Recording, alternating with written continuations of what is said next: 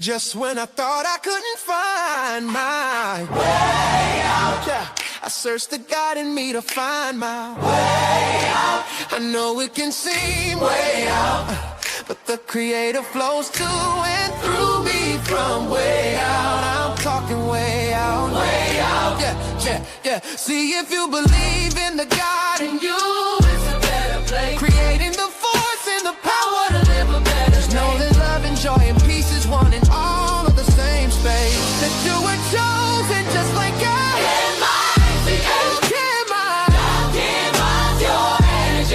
That's right. Only you can make the change. Shake your head at you. Shine so bright from darkness to light. Hey, hey, hey. From darkness to light. Yeah. And you'll find your way out. Yeah, yeah. Oh, it won't seem way out. Yeah, yeah, yeah. The power of God will flow through you from way out.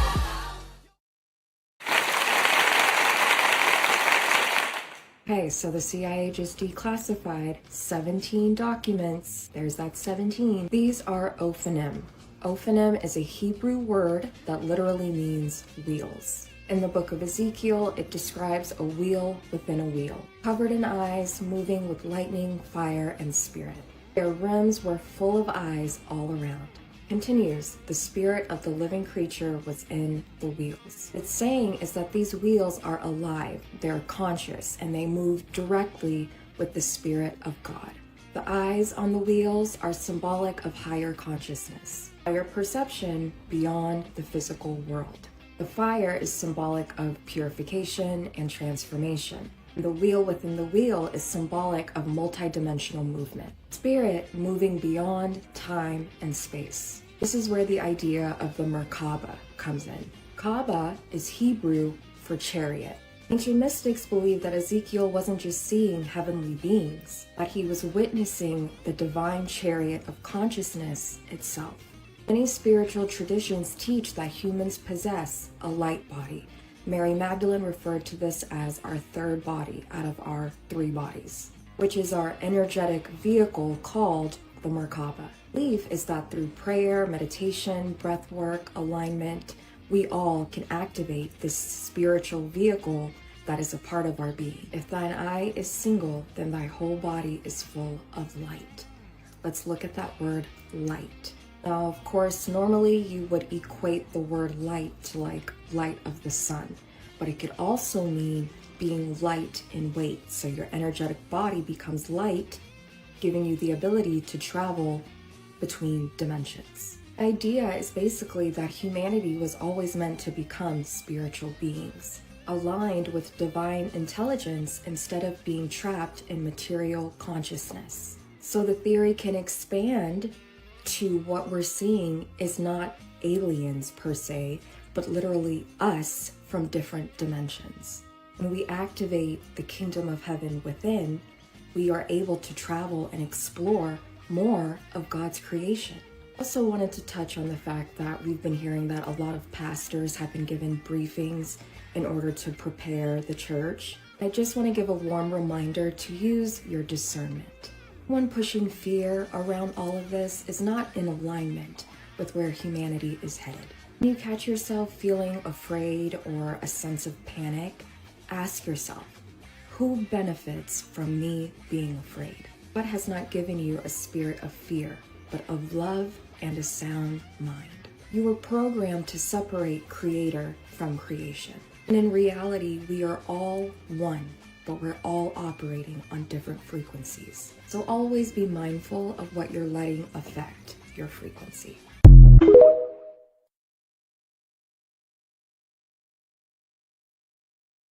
And welcome to Alchemizing Energy. I'm your host, DJ Genesis.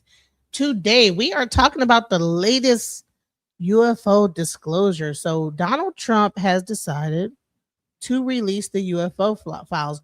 And it's more of the UAP files than the UFO files. It's more discussing some of these phenomenon, the record of the phenomenon going on, these ships flying from here to there, And the question is that, what are they hiding? For the most part, it just seems like the same boring, UFO talk, But what is really going on underneath the surface? Let's listen to what a few people have to say. Let's go. Aliens. In the early 2000s, there was a cartoon called Static Shock. My favorite cartoon of all time, my favorite superhero of all time. Used to watch that show like crazy when I was a kid. In season 1, episode 7, there's a man seemingly dressed up like a pastor outside of a mall, and he's screaming at the top of his lungs, "Y'all need to repent. The end is near. I should know, I've been preaching this message forever. The day of reckoning is upon us. I know it for sure. This time." Look at them. Y'all better start repenting, because the end is near. And believe me, I know. I've been spreading this message for years. The day of reckoning is at hand. I am sure of it this time. He said, "I'm sure of it. This time." That part was always so funny to me because it let me know for sure he's been preaching this for years, but with no proof. He's just hoping that it happens. Listen, my grandmother thought Jesus was coming back in her lifetime. Her mother probably so, and so on and so on and so on. But it's not their fault. The church has been preaching this to them for years, decades, if not centuries. I understand that's a part of the Bible and it's in there, but why this so much? Why are they so focused on this specific part more than anything else? Now listen, I've always felt like this is a way that some churches, not all, avoid responsibility. It's like a distraction of some sort. They avoid the responsibility of dealing with the evil that they say is going to bring Jesus back. I understand that it's in the Bible. It's very clear that Jesus is coming back, but it seems like you focus on that more than you focus on everything else Jesus was talking about that's as important. Take care of the poor. Sell your worldly possessions and give to the needy. Can't do that right now. I'm focused on Jesus coming back. Take care of the weak. I can't do that right now because Jesus is coming back. How about accept everybody the way Jesus accepted you?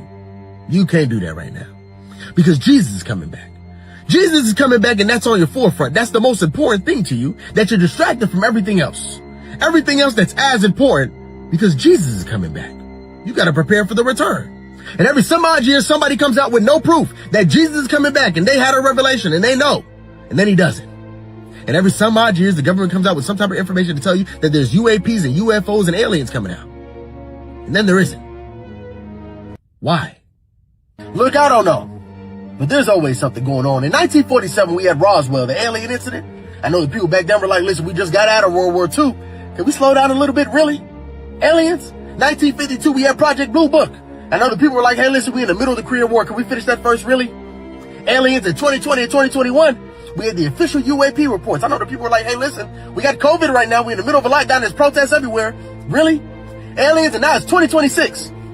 And they give you another official UAP UFO report. With all that's going on, really?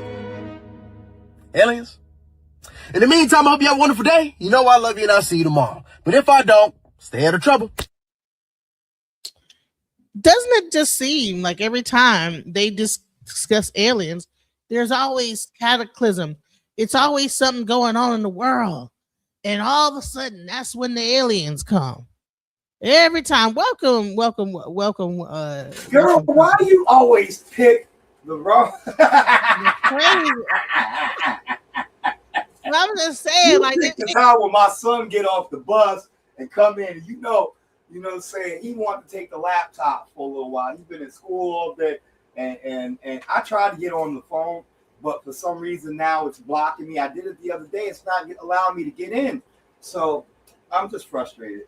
How y'all doing? We good. We just started. So I might just replay a couple things so you can kind of hear it. But okay, I can't stay on too long because he gonna want that. Even though I got a daggone MetaQuest headset, he can watch his daggone freaking YouTube videos on in live action with all the freaking daggone, you know what I'm saying? But no, he wants the laptop. Okay. He cringing at me right now. Right. Well, you know what? I wanted to hear what your son had to say about this whole UFO thing too. Right. Well, yeah. So when we get to the War of the Worlds part, I'm gonna make him freaking daggone, you know what I'm saying, to come on here and explain, you know what I'm saying, how psychologically weak human beings are, because you know what I'm saying, we are so quick to immediately you know what I'm saying, turn it into a monster situation. Well, that's not what this discussion's about. First of all, we're going into the Bible. Let's go. Let me replay the first video. I Okay, just so the played. CIA just declassified 17 documents. There's that 17. These are ophanim. Ophanim is a Hebrew word that literally means wheels. In the book of Ezekiel, it describes a wheel within a wheel, covered in eyes, moving with lightning, fire, and spirit. Their rims were full of eyes all around. Continues, the spirit of the living creature was in the wheels. It's saying is that these wheels are alive, they're conscious, and they move directly with the spirit of God. The eyes on the wheels are symbolic of higher consciousness, higher perception beyond the physical world. The fire is symbolic of purification and transformation. The wheel within the wheel is symbolic of multidimensional movement. Spirit moving beyond time and space. This is where the idea of the Merkaba comes in. Kaaba is Hebrew for chariot. Ancient mystics believe that Ezekiel wasn't just seeing heavenly beings, but he was witnessing the divine chariot of consciousness itself. Many spiritual traditions teach that humans possess a light body. Mary Magdalene referred to this as our third body out of our three bodies, which is our energetic vehicle called the Merkaba. Belief is that through prayer, meditation, breath work, alignment, we all can activate this spiritual vehicle that is a part of our being. If thine eye is single, then thy whole body is full of light. Let's look at that word light. Now, of course, normally you would equate the word light to like light of the sun, but it could also mean being light in weight. So your energetic body becomes light, giving you the ability to travel between dimensions. The idea is basically that humanity was always meant to become spiritual beings, aligned with divine intelligence instead of being trapped in material consciousness. So the theory can expand to what we're seeing is not aliens per se, but literally us from different dimensions. When we activate the kingdom of heaven within, we are able to travel and explore more of God's creation. I also wanted to touch on the fact that we've been hearing that a lot of pastors have been given briefings in order to prepare the church. I just want to give a warm reminder to use your discernment. One pushing fear around all of this is not in alignment with where humanity is headed. When you catch yourself feeling afraid or a sense of panic, ask yourself, who benefits from me being afraid? God has not given you a spirit of fear, but of love and a sound mind. You were programmed to separate creator from creation. And in reality, we are all one, but we're all operating on different frequencies. So always be mindful of what you're letting affect your frequency. So what do you think about that? I think that, she makes a point. Like, what if people are capable in their deep meditative state to astral project, and maybe that astral projection is looking like a UAP? Maybe that Merkaba type of thing looks like a unidentified flying object. What if the maybes are speculative, and what we want to do is we want to stay grounded in reality, because what we don't want to do is become an insane freaking nut basket who freaking daggone thinks that they can daggone, you know what I'm saying, astral project, you know what I'm saying, and choke out their ex-girlfriend because they're still pissed at her. Because I'm going through some things. You don't believe in astral? Hold on. Okay. You asked me a question. Let me talk. Well, okay, I'm sorry. No, I don't. No, not magically freaking daggone lighting up the skies and stuff in our dreams. Like, we watch too many movies. We have to stay grounded. Now, I liked how she said it, but I look at it from a very psychological perspective, because there are dimensions within inside the mind. There are layers and there are perceptual dimensions that we can explore, right? However, no, the lights. I'm not going to feed anybody's freaking pseudo imaginations so that they can become more crazy. We have a lot of crazy people out here. We had enough freaking daggone Dr. Malachi Z. Yorks and you know what I'm saying, and freaking daggone polites, you know what I'm saying, bugging out, and what's that other dude, freaking Pharaoh, you know what I'm saying, feeding our people freaking madness, because see, here's the thing,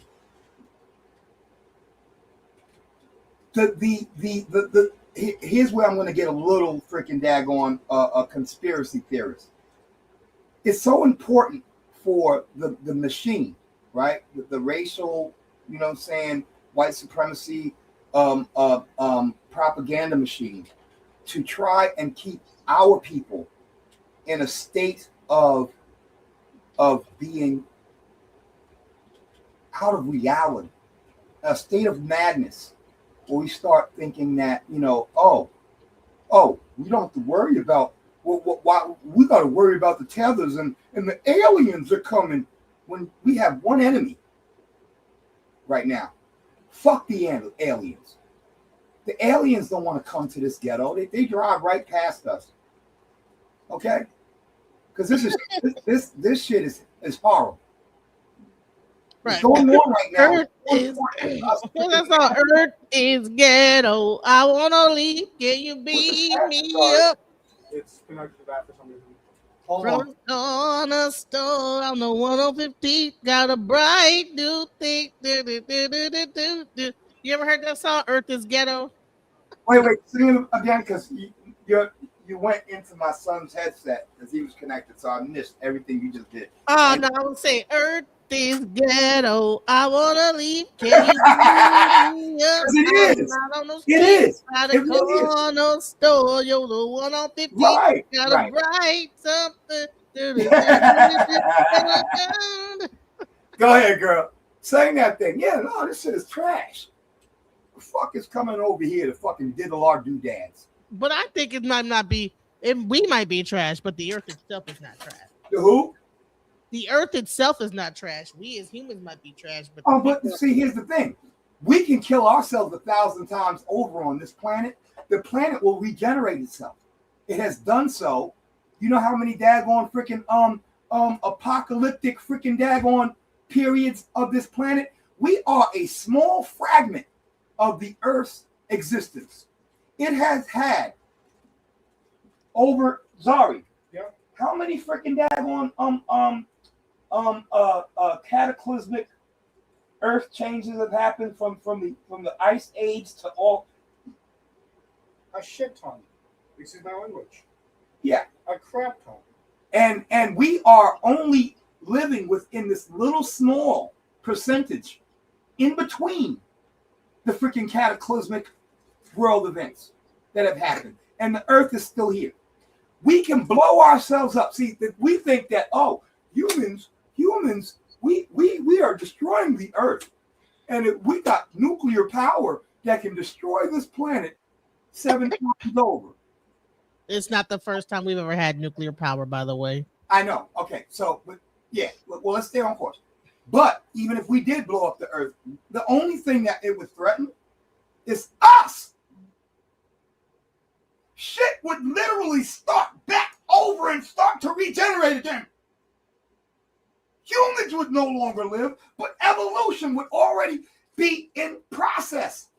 It always, yes, amen. And that's why they say that there's this like great reset. And what's interesting, what you say, do you know that nuclear bombs are no longer the same thing? They got this thing called nuclear something. It's not even the same nuclear bomb. It's a nuclear something, a nuclide bomb or something, okay, where they could blow the people up but keep the buildings intact. So when they were talking about Trump hitting over there in Iran, people think, well, they're going to level out the whole, like, no. What they're going to do is they're going to drop a bomb. It's going to eliminate all the people and keep all the buildings. So they got like new stuff now that, you know, right, like, come on. Right. And so, yeah. So, I think it's called a nuclide bomb or something. We are the monsters to be afraid of. We are. I'm not waiting for something to come out of space. I'm not waiting for a flaming wheel with freaking daggone eyeballs, wings, and eyeballs. See, all of that is really symbolic, like the sister was saying, but she said it in a language that most people could take and go all the way pseudo with it. But I really heard what she was saying, and she was really saying it in a very poetic way, but it really is not as magical as what you would try to receive from it. I heard what she said, and it's natural. Not I don't believe in supernatural, y'all. I believe in something called extra natural. And that's my word for it. Actually, my cousin. I was like, is there a thing? That's a word? Extra natural? Extra? I'm the only one who has coined it in our community, but my cousin gave it to me. My younger cousin, he said, no, it's not supernatural, it's extra natural, to explain things that are really natural, but seem like they're, like they come out of nowhere, like, self-fulfilled prophecy. A lot of times human beings are actually fulfilling their own prophecy.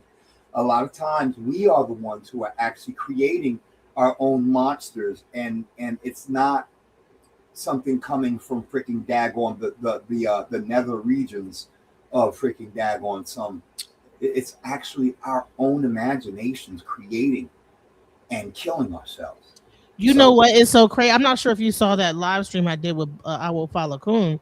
Okay. He talked about even when people think that a person is putting witchcraft on them, right? There's actually a self-created demon that a person can make that can attack you, but it's really something in your own mind. Yes. I think it was called, I forget what the name of it's called, but it's a name for it that in Yoruba they say that this is really a self-created spirit. Yes. And I absolutely, so if that's in there, I believe that 100%. If you can find that in the Baba, brought that out, I would like to know what that dialogue is and the language that they use in the Yoruba to describe it, because I believe that is real. Yeah, it's a self-created demon that. Yes. So so it's not like ain't nobody gave you ain't nobody got no witchcraft.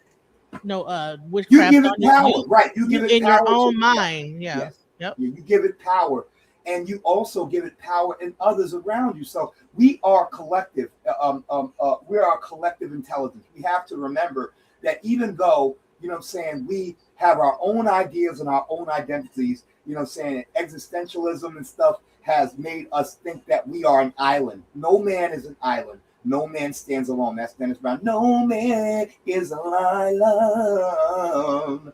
Ooh, yeah. No man stands alone. Our collective thinking actually affects us collectively. So if I have a nightmare, I can actually transmit that fear, that hate, that, that demon to somebody else. It's psychological. So that's why I'm very careful about what I think and what I speak around my children, because I can infect them with my own extra natural demons.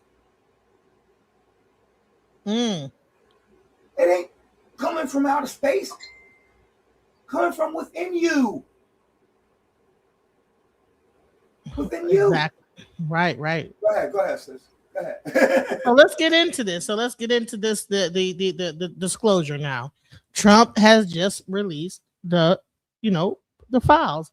And a lot of this stuff people are trying to debate whether it's demons, angels, UFOs, UAPs, or actual human-made aircraft. Let's go.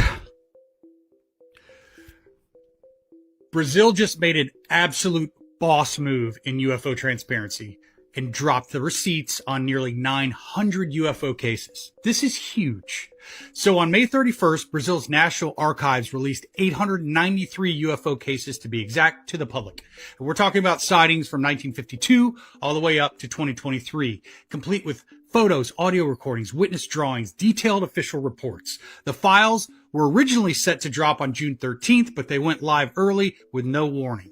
And there's some seriously amazing stuff inside. So I've only cracked into it just a touch, and already it's mind-blowing. It talks about cases like the 1977 Polaris incident where locals were reportedly injured by beams of light coming from low-flying UFOs it was so intense that the Brazilian military launched Operacio Prato, Operation Saucer, to investigate. There's also the 1986 Night of the UFOs, where 21 objects were spotted across southern Brazil, tracked on radar and chased by Air Force jets. So if you want to check it out yourself, there's a website you can go to. I'll list it right here. You'll need to register, but the docs are public. A lot of it's in Portuguese, but you can get it translated. Brazil just raised the bar. It's your move, Pentagon. Follow for more, because I'm going to be... Right. So a lot of people are not going to believe this because a lot of people need something to believe in. But one of the reasons why those pastors was called to have that meeting to be debriefed on what was inside of the UFO files before they were dropped is because of what was exposed inside of the files. Now, I know that a lot of people have been talking about the photos that was in the files, but a lot of people are not talking about the information that was in the files. In so many words, they were pretty much saying that the Anunnaki is real. Not only are they real, they created mankind. In addition to that, they created religion. They are the people who gave us the 10 Commandments. They are the people who created this whole story about Noah's Ark, right? So when you think about it, once people, congregations or pastors' congregations get whiff of this information and start figuring this thing out and putting two and two together, right, they are going to go crazy. It is going to put them in a place where they are just hysterical, right? So with that being said, I believe that the meeting was so that they could get ahead of this, because all hell is possibly going to break loose after this information is released. Let me just say this, right? A lot of people are not going to believe this information because we have been lied to for so long. And I feel like that's exactly where they want us to be. That's exactly the position they want us to be in. Because here's the thing, right? There is something called universal law. They have to tell us. Not only that, I believe that we are coming to an end of a timeline and we are moving and shifting to the beginning of a whole new timeline. And in order for that to happen, things have to be reset. And in order for things to be reset, a lot of things have to end. A lot of things have to be dismantled. And that is what we are seeing, y'all. I'm going to end this video. Like I said before, it is document 14, page 6. If you have not read it, please go and do the research for yourself so you won't think that I'm just crazy. All right. Yeah, when I play the videos from the meet from that like little thing, I can't pause it. Don't let me. I don't know why they want black folk to believe in amazing things, and it's important for us to stay in outer space and in freaking daggone in the further. You remember that from what was that movie? It was the further is in cities, right? Mm-hmm. The further is a place where, you know what I'm saying, all of the dead spirits are freaking daggone lingering. It's like a purgatory. Niggas are in purgatory. We are in a purgatory of imagination and freaking propaganda. That woman is out of her fucking mind. Because what she's doing is she's pushing her demons onto anybody who's listening to that. She don't got a fucking oodle of evidence. But she's saying, oh, y'all are not going to believe this, but prove it. Prove it. You are intoxicating our people to focus on things that are not going to help us fix our situation. Yo, I got something for you. Watch this. She said that was in Brazil. Don't you know that Brazil has been a part of a huge campaign of disinformation and false alien reports? No, I didn't know that. Oh, the Boogosphere. You know about the Boogosphere? Yeah, I've heard about that. So is that fake? It's hot garbage. Watch this. I'm gonna share my screen. Yeah, because they were saying they cut it and they did a. There's been a few things. Yeah, they did it's a bowling ball. What? White people, and all of these cats. While you bring that up, yeah, I want to hear about the Boogosphere because I thought that was something real. Go ahead, bring it up. A lot of people are not going to believe this because really bad, right? It's so dumb that if you thought that this was real, you should be embarrassed. You should. Well, I guess I'm embarrassed because I was like, oh, wow, that's pretty crazy. It's not real. Like the dude freaking literally lights this whole shit up. A lot of the stuff that we're seeing because we have AI and we have computers and we have. Okay, so I'm gonna share this here.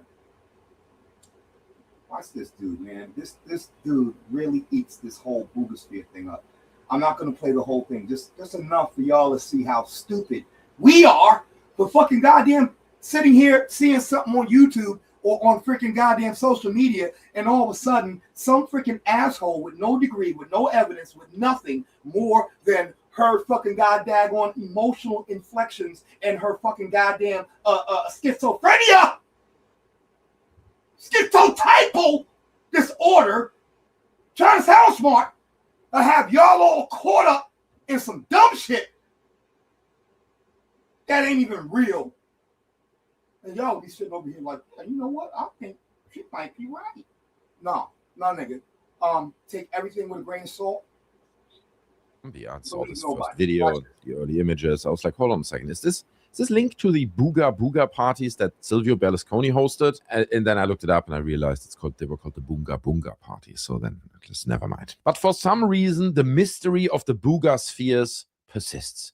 As I said, saw it for the first time a few weeks back. Didn't make much of it. Didn't even deem it to be necessary to make a video about it. Because it's like, could be a balloon, could be something that's suspended. I moved over it. I didn't even want to talk about it. But it keeps coming back. More Booga spheres that then have slightly different names are being spotted around South America, around Colombia. We even have some from China. And in the meantime, Jaime Maussan has hosted just a few days ago a big press conference that was also streamed across YouTube. I'll post the link down in the description if you want to check it out yourself. It is all about the Booga sphere. The whole thing was just about the Booga sphere, and he had the who is who of ufology, if you want to call it that. They are sitting in the front row here. So we have Daniel Sheehan, the left-hand side. Oh, there's obviously Dr. Stephen Greer. Then right next to him, we have U.S. Congressman Eric Burleson. Okay, they all went to Mexico for the Booga sphere announcement press conference thing. And obviously everyone was like, that's going to be great. They have a press conference. They really have something big and monumental to say. They didn't. We'll get to that later in this video, okay? By the end of Analyzer, that is just very questionable, in my opinion, when it comes to the Booga sphere. Things that put its authenticity in question. Because there's quite a lot out there, and I feel people often talk about the Booga sphere and how it was found. And, by the end of this video, you can make up your own mind, but we're going to do a bit of a deep thought. I mean, this year was May 4th this year. This was uploaded, so I don't know if this was the day it was released. It may have been a few days later. But here it says the Columbia sphere is fascinating. It was captured by 2 people simultaneously. It hit high voltage power line and eventually fell to the ground. It's being investigated by Jaime Maussan. And when I read this, I was like, that's not good. Why would it fall to the ground? It's supposed to be like some high level. Obviously, it is South America. So Jaime Maussan is the UFO boss, the end boss when it comes to that part of the world. But this was the video. And again, I mean, while the sphere that we see here makes some impressive movements, right? It's like, look, it goes down and then it stops. It's not unthinkable at the time. I was like, could it be the wind or something? But here it is now. Descending down, and they claim to have found it. Now, what stands out to me is that as far as I'm aware, doing my research, there's no video that seamlessly shows a recording from the moment where the sphere goes down behind the bushes, from them walking into the bushes and actually finding it. What you see here is all we get, at least what I've seen. Feel free to correct me if there is a full video of them that is seamless, right? Of the sphere going down, them going into the bushes, finding it roughly where it came down. Then I'd love to see it, but I haven't seen it. And then you do see the sphere down here. You see it? There it is. It is down. It looks down. I don't know if it is actually down, but it looks like he's looking down the hill. So this is how close we get to the sphere in this video. So we never see a video of him like walking up to it, picking it up. So you would get like this seamless sensation, right? And so that's already, I was like, I don't know, man. So there are photos that show how it was laying there, but it just raises questions to me. It's like, if you find something like that, something so monumental, like it, potentially alien spaceship, drone, whatever we want it to be, and it lands there, why would you stop filming? Why do you take a few photos like this but stop the process of you walking up to the sphere, picking it up, making it seamless from when it disappeared behind the bushes? But okay, Why would you pick it up? Then other videos surfaced Right. that seem to almost look the same. Here is a booger sphere. Why would you touch it? Booger sphere, because the name booger sphere Hell comes from no. the I don't know what's village gonna blow where it up was or recorded, you which know I think what? is called Booga, or close to the village Booga, You or feel me? don't So, nail me down on this. watch how he Somewhere do it. again He gonna in do it. Colombia. He But gonna this show. video surfaced from Hold on, China. pause. Okay, so He here we pause. have another metallic. This guy is going to show how bullshit. He's going to show how once you see, like, you're going to see how. So here, the main thing that I want y'all to see is that there is a huge money backing to creating false narratives, right? And aliens and all kinds of stuff. This is going on in Mexico and the place Booga, you know what I'm saying? And, you know, down there, they had press conferences. Once he actually points out all of the flaws of this thing, you guys, and you know, I don't know if we're going to get through the whole video. I want y'all to just see the main parts of how he destroys it. And then I want you to apply that thinking to every other fucking alien or API claim. I want you to apply the same, you know what I'm saying, cognitive ability, because he debunks this shit, and there are people who still believe this is real. There are niggas out here on YouTube right now and on Facebook bragging about the book that there are Israelites. So hold on. This is one of the things too. I have a problem with the One West community promoting alien talk and the freaking daggone Kimbo Slice Jesus coming out of a freaking daggone mothership. We are out of our black ass minds. And rightfully so. I mean, after, you know what I'm saying, all of the traumas and you know what I'm saying, niggas do want somebody to come out the sky and freaking daggone, you know what I'm saying, snatch them up and take them up from away from here, far away from here, far away from here. Just jump in the UFO, smoke a blunt, and we are so desperate for some Anunnakis to come down here and whoop Mr. Charlie ass. We ain't doing it. But what you're doing is you're killing yourself. You're killing your community by promoting madness. I mean, freaking daggone schizo-typal. What did Erykah Badu say? The mothership can't say you, so your ass is gonna get left. Didn't she say that? The mothership can't save you, so your ass is gonna get left. I call her Baduki. I love Baduki. You know what I'm saying? I love her. But she was a follower of freaking York. How much can I give her on sanity? You follow a freaking daggone insane, sociopathic, narcissistic pederast. And now you over here wearing freaking daggone big old booty. You know what I'm saying? I mean, she's so creative. But she is not the voice of black sanity.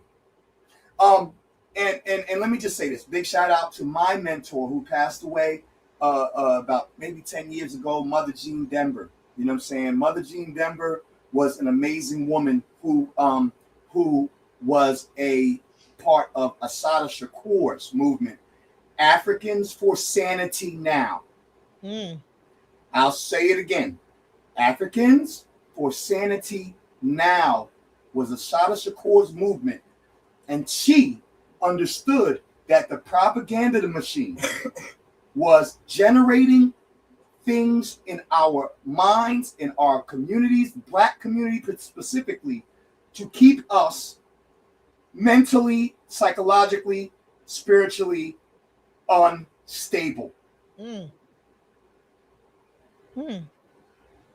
And this is why we as black folks are talking about Anunnaki. JJ 7000, is a freaking nut basket. And I would never, ever take him seriously enough for him to tell me, well, no, he don't believe in the Bible, but he still believes in daggone freaking 9-foot giants. So you don't think that the Anunnaki is real? No. Did they have that in the Bible? Didn't they have like these? Yes, symbolic, and they have deeper meanings than what most people realize. The Bible is written in freaking daggone codified language. So when you talk about giants, you're actually talking about institutions. You're talking about people who it says in there. When it says giants on the land, it says men of renown. So I got a homeboy in Long Island who is an absolute monster. When we were in high school, this dude was slam dunking in middle school. He was killing it. And he is, and we call him Butters, right? Big shout out to Butters. T-Bone. This brother was a giant on the land. You know why? Because nobody could beat him. Not in basketball and not in fighting. This dude was so amazing at being physically skilled that his name traveled all the way around Long Island in the streets and in the prison system. He is a big monster. If you ain't from New York, you don't know what a Bing monster is. The Bing monster is the dude that gonna take all of your commissary and you gonna give it to him willfully. Wow. Because he's that giant on the land. We are looking at the language all wrong. A person who is, we have people like that. You could say in basketball, Michael Jordan, and that's why they put him in a movie, Spaceball, to make us look at aliens. Just because this man can freaking daggone do things that were beyond human freaking daggone explanation, he became a giant. That is what a right. That's what they when they said the Anunnaki. That's what they meant by that. Not Anunnakis and Nephilim. It's not what we think it is. They're not aliens coming from another planet. Powerful human beings that can make you believe in aliens.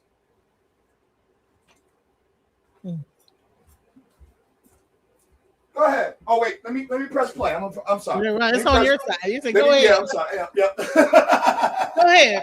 I'm so used to sharing my screen. So let's go. Let's silver orb / sphere floating around in China. And again, this came, I remember, like a week after the initial Booga sphere video. It's less impressive, right? It shows pretty much the same. There's no detail on this one, right?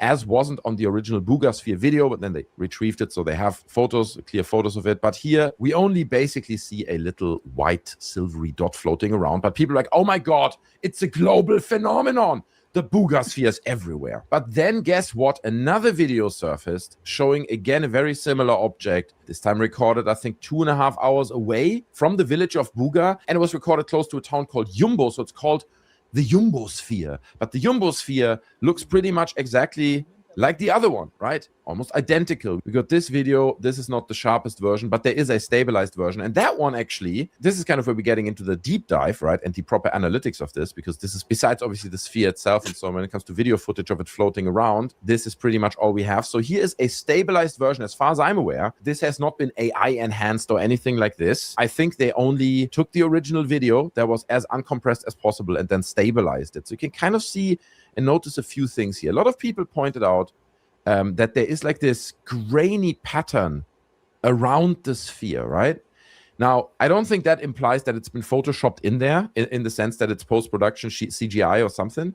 Well, watch this. Carve metal or do metal work, so I don't want to step on anyone's toes here. Maybe Look this is great badly. work, but I look at this and I'm like, on. dudes, these are some janky lines. You can't put lines like that on here. And yo, hold on. This thing is supposed to be created by an alien species that has the ability to manipulate space-time. And they suck at drawing. They suck at creating straight lines. Meaning the pictures on there, the images is kind of Yes, like. you see how crooked that is? Look at the little curves. They fucked up. Whoever made this, it's trash. The graphics are trash. It's not even. The graphics are trash. How do y'all take this serious when these dudes literally scrabbled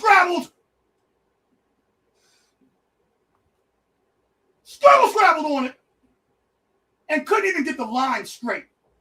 Oh, but this thing is supposed to be able. And then he showed where he could prove that it was hanging from a string. You, da, da, da, da. Yo, booger's hanging on a string now. The booger's hanging on a string. I'm not your playing thing. You. Garbage! And you got people running around here not paying attention to the detail to find the human error. They're just running out here. Oh, yeah, no, the boogosphere.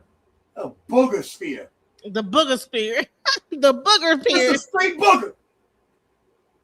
And listen, they said that they tried to use whatever kind of X-ray, technology to look inside. They use like a what's it called, a damn they use what's it called? How could you put first of all, they said they used, was it an MRI or a CAT scan? Yeah, they used something. Wait, hold on.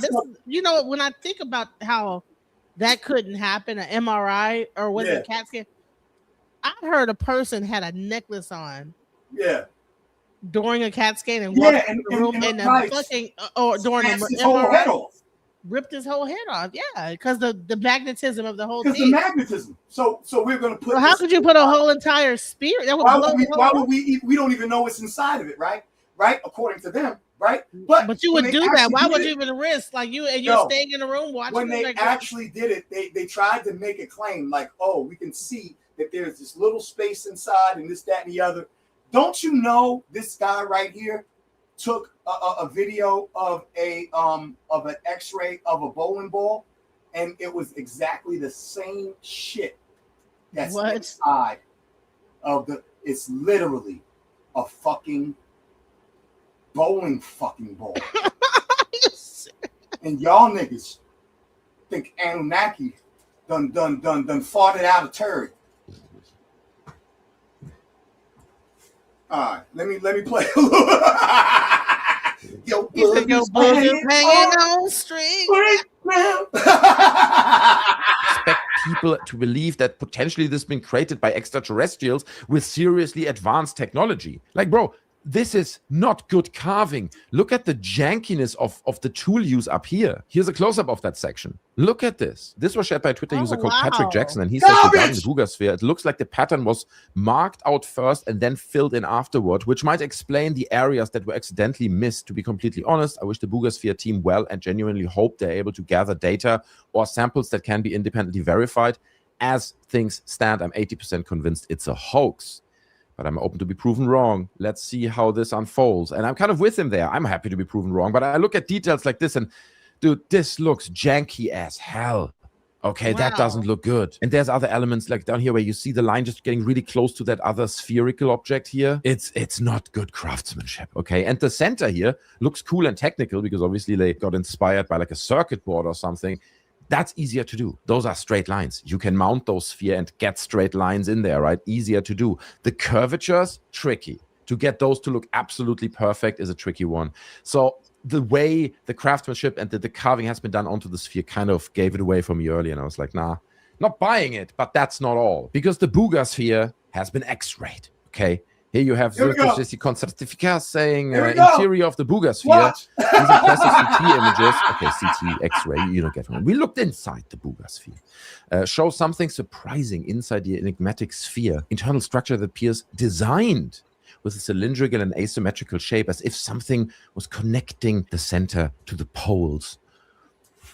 Few logical leaps we're making here in this post, I feel, based on these X-rays. I mean, there's clearly something inside which is interesting. You can see these indentations here that go circular around it. But here's what people found out when looking at these X-rays and at this shape that revealed itself when X-raying or looking into the Booga sphere. It's very similar to the inside of bowling balls, okay? And beyond that, bowling balls also have the additional ring around here, which we saw as well, right? There was like a material ring sitting around it, and then this weird cone shape, for lack of a better word, structure inside. So what you see here are pictures of bowling balls cut in half. Okay. And before people say, yeah, what, how could it be a bowling ball, right? If people say it's been suspended from a drone or something, is way too heavy for a drone. It's like, yeah, dude, nobody has compelling video that I've seen of these guys literally filming this object landing and then them walking up to it and picking this object up. So it's clear this is a seamless transition between that thing in the air is also the thing they found. Okay, we don't have this. We have the object they found on the ground and the video of the thing in the sky. Are they the same? We don't know. You just have to acknowledge this. They could be, maybe they are. Anyway, I would say this is a pretty close match. These cone shapes inside the bowling ball. I mean, look at this one up here, dude. This is almost identical, in my personal opinion, at least, right? Again, is it a bowling ball? Maybe it's not. Maybe they put something around the bowling ball to get this effect. But because we just had this press conference, we got close pictures of it, sharp pictures of the sphere itself, right? Even you take it with like today's smartphone and good lighting, you will get a lot of detail out of those pictures. Here's one of those. This is not the sharpest, forgive me. I think it's cropped out of a larger picture. But what do you notice? Astral on Twitter posts this as well. Says, does it concern anyone else that the row of holes look like my kid drilled them during shop class? Anyone? Even. They look janky as hell as well. Listen. If you want to fake shout out to the German extraterrestrial silver sphere that looks like it was created by an advanced technology, you can't be like, oh well, I'm gonna put a few holes in there. Let me just roughly eyeball that thing, you know. And then the two last holes they don't line up. It's like, oh well, dude, you gotta do the math. Okay, you got to do the math, but they clearly didn't do the math, so it looks janky as hell. But when looking at it even closer, you realize the holes are not even holes. They are just like roughly painted black paint spots on this scratched sphere. And I'm like, do we still think this is aliens? Do we still? How does this exactly unfold? Does the alien sit down and they're like, that's how they speak, right? I speak alien a little bit with a thick German accent, which basically translates to, let me just paint like a few black dots or something on this drone sphere hyper advanced technology that we have here. I'm just gonna, like, how does this unfold? How do these aliens, or are they like kind of ancient aliens, no pun intended, that do have advanced technology, but they still paint their face, right? And it's like this weird mixture of modern technology and tribalism, something like that. I guess we'll never know. But these images, bro, these images are so revealing. And it does make one wonder why they don't just take samples. If this is paint, this is clearly a material that was painted or put on top of this sphere. Why don't you take a sample of that material and get that analyzed? Dude, if this is alien, if this was made on a different planet, surely something within this alien paint would not look terrestrial. But if the paint analyzes to be an exact match to some form of terrestrial paint, that would tell us a lot. So, I wonder why they didn't do that yet and analyze that paint. And then there's also this tweet from a man called Ronnie Vernet. And he says, I firmly believe the Booga sphere is a customized rocket fuel tank. The internal volume of approximately 9 liters aligns with the widely available commercial specifications, which also explains its construction from aerospace-grade aluminum alloy. And he shares these two pictures here. On the left-hand side, you can see a rocket fuel tank, and then on the right-hand side, the Booga sphere. And you have to see the similarities here, right? It is almost identical. The little indentations in the center here, the holes, or in this case, the painted spots. And he also suggests, I guess, is what he's saying here, that they often... Can we come back to Earth? Can we come back to reality? Back to life. Back to reality. Right? Niggas! I need y'all to wake up. Wake up, everybody. You know, I'm going to start singing and everything. Right. You know I'm going to start singing on everything. Right. Wake up. Come on, y'all. Come on, stop. Let's stop. And do not feed this shit to your children. oh, you know, the black Anunnakis are coming back to save us from Mr. Charlie. No, no, there's a giant on the land, and his name is Trump. That is the giant on the land. He is doing things that he should not do without being checked. Where is the checks and balances? What's that dude? Reverend Dookie Juice. Breaking all of the laws of the Constitution and talking about you all American. But y'all want us to believe in a bowling ball.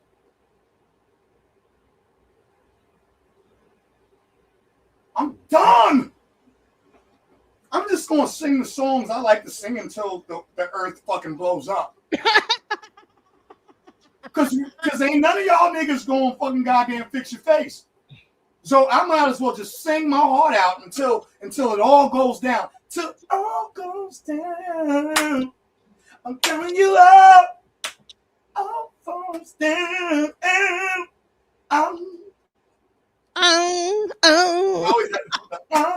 That's everything. You gotta throw the yeah, you gotta have that. So yeah, we are done. Okay, I'm gonna stop sharing. Go ahead, sis. All right. So hell, even Neil deGrasse Tyson, I think he had the same sentiment. Yeah. He had the same kind of sentiment as you do. Okay, if the aliens are here, bring them on. You know what I'm saying? Bring them on up. Bring them out. Bring them out. Let's hear what you got to say. And they raise an age-old question: are we alone in the universe? Now, dozens of videos showing unidentified objects were declassified, including this one from 2013, shows a star-like object apparently floating in the sky. Astrophysicist Neil deGrasse Tyson has some ideas on the search for life beyond Earth, or maybe their search for us. They appear in his new book, Take Me to Your Leader, Perspectives on Your First Alien Encounter with Me. You can get it by scanning that QR code. And here with us, we have... Wait, hold on. Pause for a second. Wait, what leader are we taking him to? He said whatever. What leader are we taking the aliens to?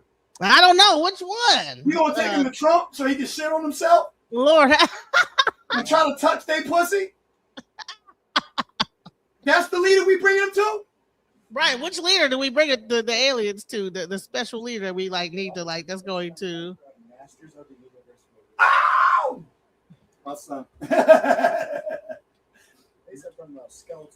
Oh my God! They said this new Masters of the Universe movie is dope. Yeah. I want to see it. Go ahead. Alien. I learned it on Mars. Yeah. All right. So, who did you pay at the Pentagon to release the UFO documents? Just as your book is. Hard questions. Yeah, man.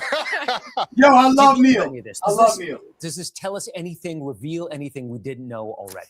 Well, we had 3 years worth of people from deep within government, not only security agencies, but the military, testifying as whistleblowers or as in whatever other capacity, under oath, telling us basically everything we're reading in these files now, that they've been seen, things we don't understand, and some might be in a locked shed.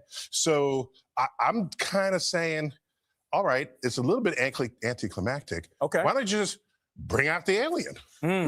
Then nobody has to believe anything. Right. I don't have to believe that they exist because you'll have the alien walking the halls of Congress. Right. Then we get on with our lives. I think one of the premises of your book is that if aliens have the kind of intelligence that can transport them from thousands, millions, billions of light years away. Billions. Well, it could be millions of light years.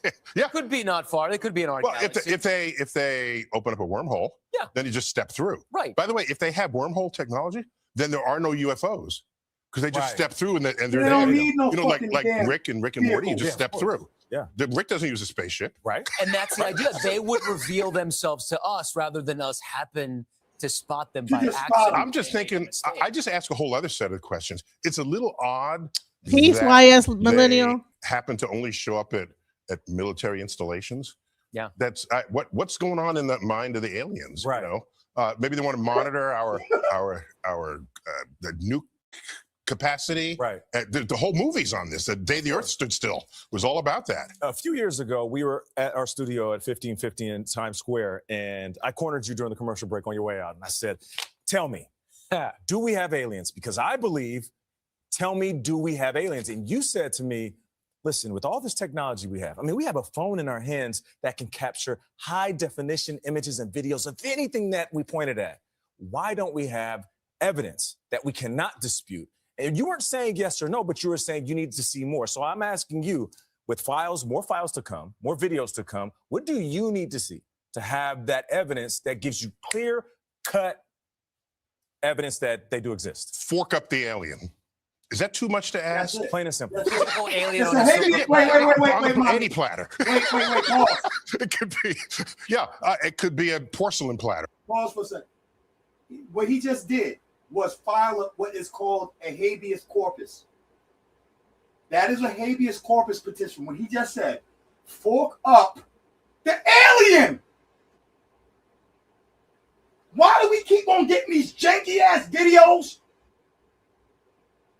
with no real evidence, with nothing tangible? I'm filing a habeas corpus. I want to see fucking goddamn ET. I want to see, since we know everything, Right. since we think we know every goddamn thing, show me. Show me. Show me. You know Fork what up I'm the saying? alien, alive or dead or undead, Okay. preferably alive. Right. And then we can all say, we can all look at it and we can do tests on it. Right. And no longer would anyone ever more have to say, do you believe in aliens? Any more than anyone says, do you believe in elephants? Imagine only a few dozen people had ever seen an elephant and they were describing it in Congress. There's a big rubber hose coming out the front and two teeth sticking out the side, and it's got ears the size of bed sheets, and the legs are the size of tree trunks. Yeah. And I swear it's alive. That's kind of, you'd be skeptical. But then, so they just roll out the elephant. Okay, we're done here. On to the next questions. Yeah. Well, I mean, I also think that's assuming that aliens are not so advanced that they would have been gotten cut, right? Maybe they're just looking at us saying like, oh God, these peasants. But Yeah, let's say that I'm thinking that's Right, probably at right? least some of that going on out there. but you have this wonderful book, Take Me to Your Leader, Perspectives of Your First Alien Encounter, to basically, prep us if Yeah, we do. it's really a celebration of all the imagination we've had Yeah. about aliens in our pop culture, in our movies, in our television shows. So what I do is I analyze what properties, what powers, what levels of intellect have manifested in what we've created, and to see how realistic that is, what is possible, what is not, so that when they arrive, you can have some sense of what shaped them in the forces of the universe. To that point, though, that we've seen so many representations of them movies. What do you think they look like? Well, I'm worried about the big old eyeball alien, right? Because I did a calculation on that. If their brains are in the same skull as their eyeballs, if the eyeballs are that big, it leaves less room for brains. And so, and it's not only aliens, but it's also like many Disney characters, like Elsa and Frozen. Yeah. Right. Big old Big eyeballs. eyes. So they'd have smaller brains Big like eyes. horses. So I worry that the aliens might be stupider than you think. And plus, they might startle easily. There's a fun. Horses. Speaking of which, Yeah. Neil has a piece of advice for anybody encountering an alien, which is resist shaking what looks like a hand. Okay, so we have an affinity towards large eyes. And where do we get that from? From our love for our babies. When we have little babies, their eyes are bigger. You know what I'm saying? They're huge. And there's so much love and joy, so much love and sensitivity in those eyes, and so the manipulation of the imagery of aliens comes from our own subconscious mind that is drawn towards large eyes. We love babies. I love babies. And you know, why do they all have like these small childlike bodies, like childlike bodies? I mean, when I look at my daughter, I was like, I thought they were little supposed to be gray. Anunnaki. I thought they were supposed to be Anunnaki and Nephilim, which would make them giants. Why is their body small and their heads big like a baby, and they have these big, old, freaking daggone, adorable eyeballs? Adorable eyeballs. Adorable. Why are the eyeballs adorable? Why? You know what I'm saying? Because it's our subconscious mind superimposing anthropomorphic images that we have an affinity towards and placing it on something that does not exist beyond our imagination. But I'm gonna tell you this: our imagination is very powerful. It is a realm. It is an alternate reality that is no less real to the person experiencing it than the person who's not seeing freaking daggone space babies. We are stuck in our own heads, and there are people who know how to manipulate. Neil deGrasse Tyson actually used to work in Long Island when I was a kid. I used to go to they had a planetarium, and he worked there when I was a kid. Every year they used to take us on field trips, and I got to meet Neil deGrasse Tyson. I'm wondering if he actually has some family roots with my my grandmother, because he actually looks like my other uncle Reggie on my grandmother's side. He looks like a family member. So, but he was also on Long Island for a long time at the planetarium, and then went to Manhattan in the city, you know what I'm saying, to those planetariums and stuff, and has gotten extremely famous, you know what I'm saying. But I know him. I've met him. I've been in his presence, you know what I'm saying, like as a little kid, and the dude never freaking blew smoke up our asses. He gave us, you know what I'm saying, real information and kept us grounded in reality. And so I have a huge respect for Neil deGrasse Tyson. But go ahead. I got to go to the store real quick. Can you fly for a minute? And I got my e-bike. I'll be back in like maybe 5 or 6 minutes. Yeah, for sure. And we don't want to do is I'm going to play. Well, you going to be listening to, or you going to be just driving and come back? I'm going to fly real fast. I won't be able to hear.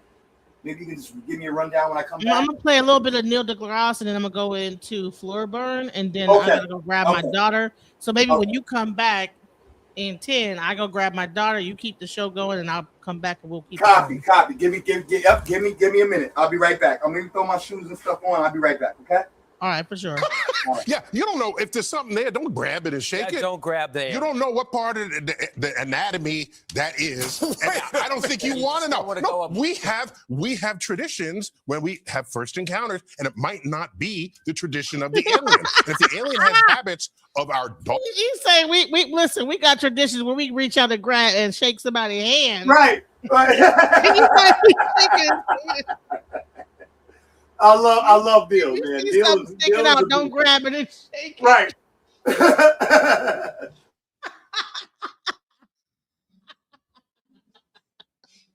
That's crazy. He said we have traditions. Dogs, for example, the first thing that they do is come around and sniff your butt. Yeah. And you're gonna think that's weird, but not to the alien. And we're gonna end it right there. Yes, Tyson, thanks so much. Take me to your leader perspectives on your first alien encounter. Goes on sale tomorrow. And there's the QR code. And Neil deGrasse he said they're gonna come around and sniff your butt. You know what I'm saying?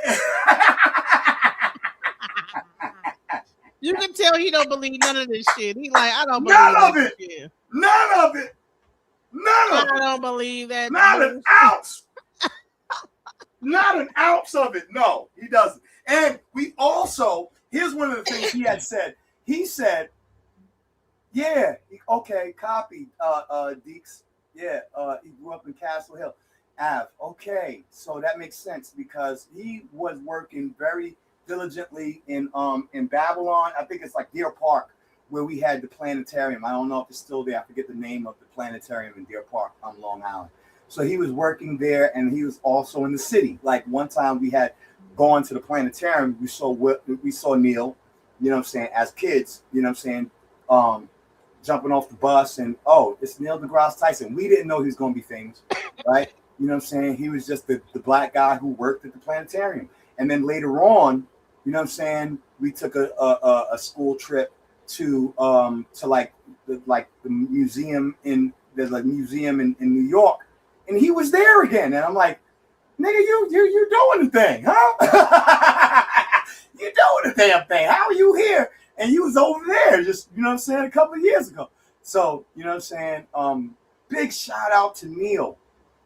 But he is a brother that we really need to pay attention to. Now, I am a spiritual person, but I'm not freaking out of sanity. I'm grounded in reality, right? Because science, and then my spiritual part, I understand psychology. West, evolution is not the end all to the discussion. And you just calling people pseudos and stuff because we explore different areas of our psychological mind does not minimize us as intellectual beings. But yeah, I'm about to jump on this bike real quick. Okay, right, I'm about to leave too. By the time you, all right. I'm going now. I'm going now. So all we right. have just had what's being described as a release of UFO or UAP files from Washington, D.C. And a lot of people have been reacting to this already. There's been, there was, I think, maybe some excitement, definitely a lot of disappointment in the aftermath of it. A lot of speculation about what all of this means. So I decided to do something very simple. I just went through the material, as much of it as I could, not all of it, but enough to get a very clear sense of what we are dealing with. And what I would like to do here is just walk you through what I have seen, not with hype, but not with dismissal either.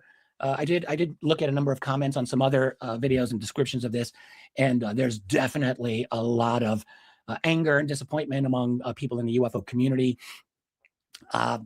Just, you know, which understandable. I mean, this is because what we're seeing in this is the first tranche, I guess, of release files, 161 files in this first group. I'll show you the website. I've got it linked below.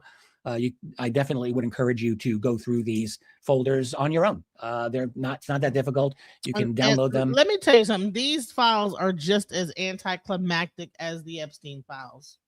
I mean, the Epstein files probably have more climactic moments where it's like, oh, somebody, you know what I'm saying? This is like, what? Like, okay. Y'all still hiding, y'all still lie, y'all lying. And review them for yourself. I'm going to go through this with you. But I think, you know, once you go through these, you start seeing a pattern, and it's not quite the pattern that maybe a lot of people were expecting. The first thing that I would say about this is that this is not a clean single category release of files. It's not just modern military encounters. It's not just classified material being suddenly revealed. In fact, none of it that's been out there, I think, is really going to be explosive. What you actually have, though, is a mixture. You have, I was not expecting this when I first looked through. You got a lot of very early FBI documents from 1947 and through the 1950s. Okay, I mean, all of those, I think probably all of those have already long since been released through Freedom of Information. You get newspaper clippings from the 1950s and 1960s. You get some space era material from the Gemini and Apollo missions. Some of those are a little bit interesting. You get a lot of PDF and video files of recent cases. We'll get to those as well, at least a couple of those. And a couple of FBI image files of some unknown objects, which you can look at those. A couple of anomalistic in the sense of this release, like it's got the French Cometa report from 1999 in here. It's like, what is that doing in this? That's a French report. This is an American government release, supposedly. So there's certain things in there that just don't really make a lot of sense logically. So right away, you're not looking at a single stream of any kind of new information. There's some new information in there, but you're really looking at a curated collection. And quite a bit of that material has been publicly available for many years. So that's important to keep in mind. I'll just show you some of these here. If you go back to some of the earliest material, you got some 1947 FBI documents here. You see something very familiar. Basically, reports come in. People see objects. The FBI logs the reports. Hey, DJ. And then, very often, they just pass the matter along. In one case. Genesis? Hey, love. So I'm about to jump on the bike. I'm leaving my son here. I don't have a lawn for him to cut. So to make him do shit. So this is what I'm making him do. He's going to chime in on the video when he feels like he hears something. You know what I'm saying? And it's our star. Okay. It's going to pop his head in sometime. Okay? Okay. Say what's up to everybody. Introduce yourself. Hi. Yeah, it's okay. I was all right. That's my son, Nazar. We call him Zar Star. Yep. You know what I mean? And he's got some things to say about the whole, world of worlds thing and some of this thing. My son he's brilliant, yo. He blows my mind sometimes. So yeah, I'll be right back. Okay, son? I'm jumping on the bike. And do you need anything? Snack? Chocolate or something? Oh.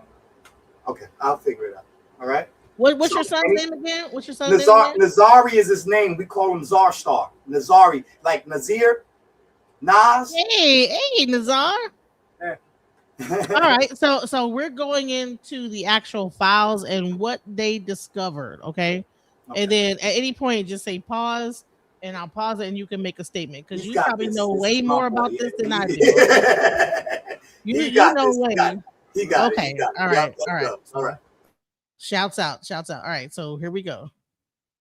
They say essentially this is not within our jurisdiction. They refer it to the Army Air Forces, and that's it. No conclusion, no deeper analysis, just move the information through the system. Most of this has been out for many, many decades. If you are a serious UFO student, UAP student, you're not going to see anything in here that's new to you.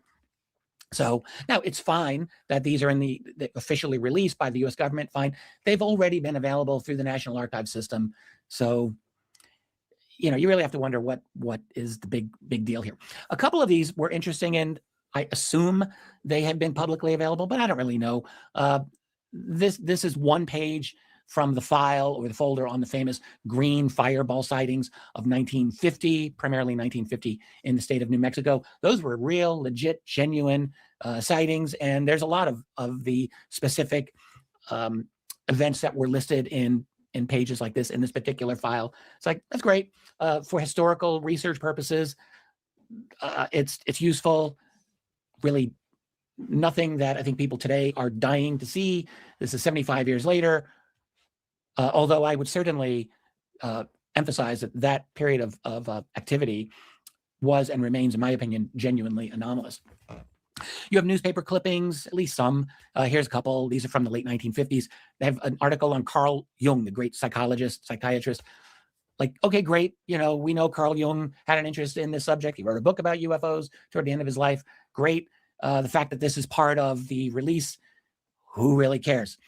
Some of the other newspaper articles, like the one next to it, that's interesting for historical purposes and kind of fun to read. I wouldn't be dismissive of it. Really, what you see in a lot of this is essentially the public layer. So you get headlines about some waves of sightings. Some of these newspaper articles, I think, go into the 1960s. You get some radar cases, some pilot encounters, and then even in the newspapers, you can see followed by immediate attempts to explain everything away: mirages, weather, balloons, whatever kind of misidentification. It's in these newspaper accounts. So interesting on that basis. So even in the early period, you already have you can see in this release, as a historian, there are several elements in place. You have the observations, you can see the institutional handling of those observations, and you get to see the public narrative already here. And they obviously don't quite line up. There's a number of documents dealing with the 1960s, particularly space era events.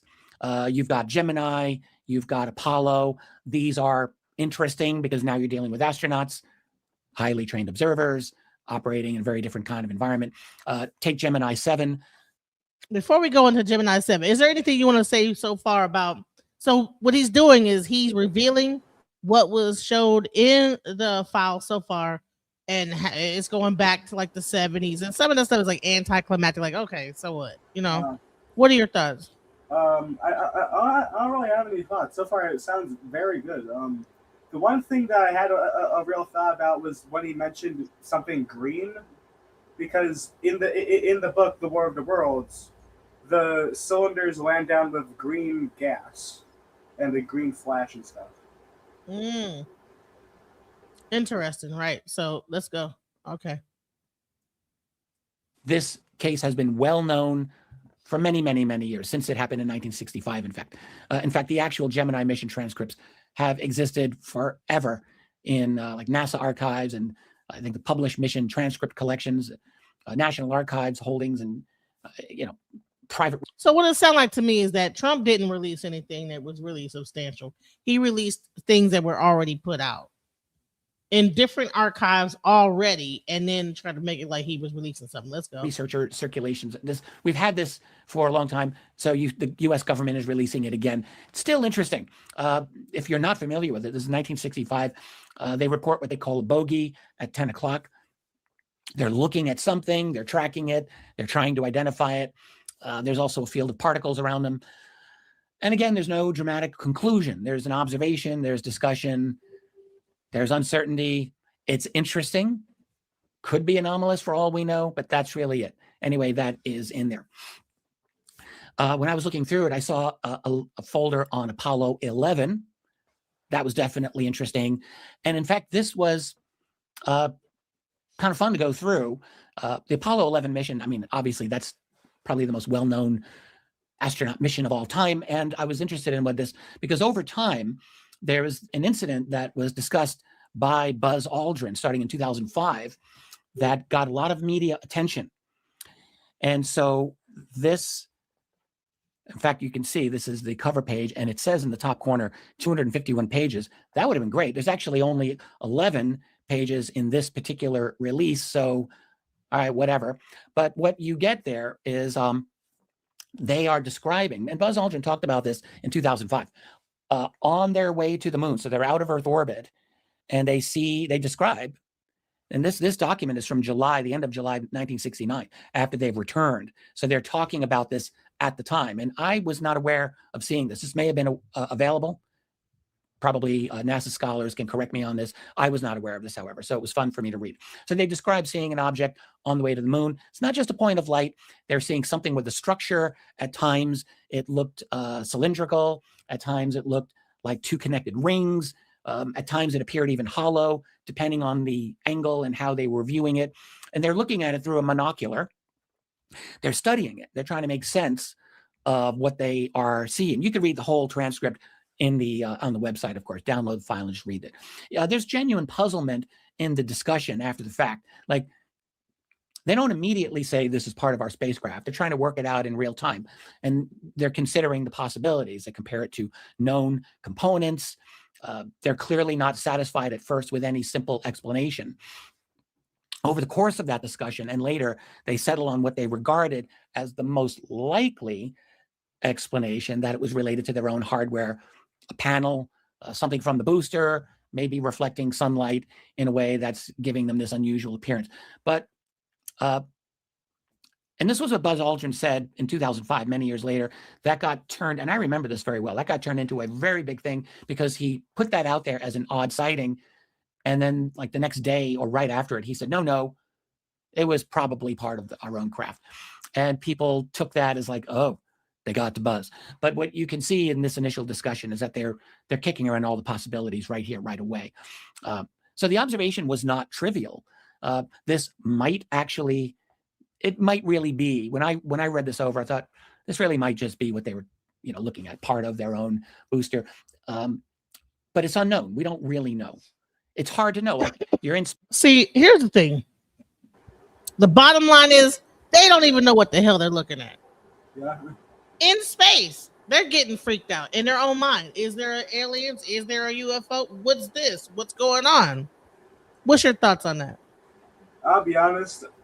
A wide grin, like ear to ear, just appeared on my face when he said cylindrical. Right. So why? Why do you say that?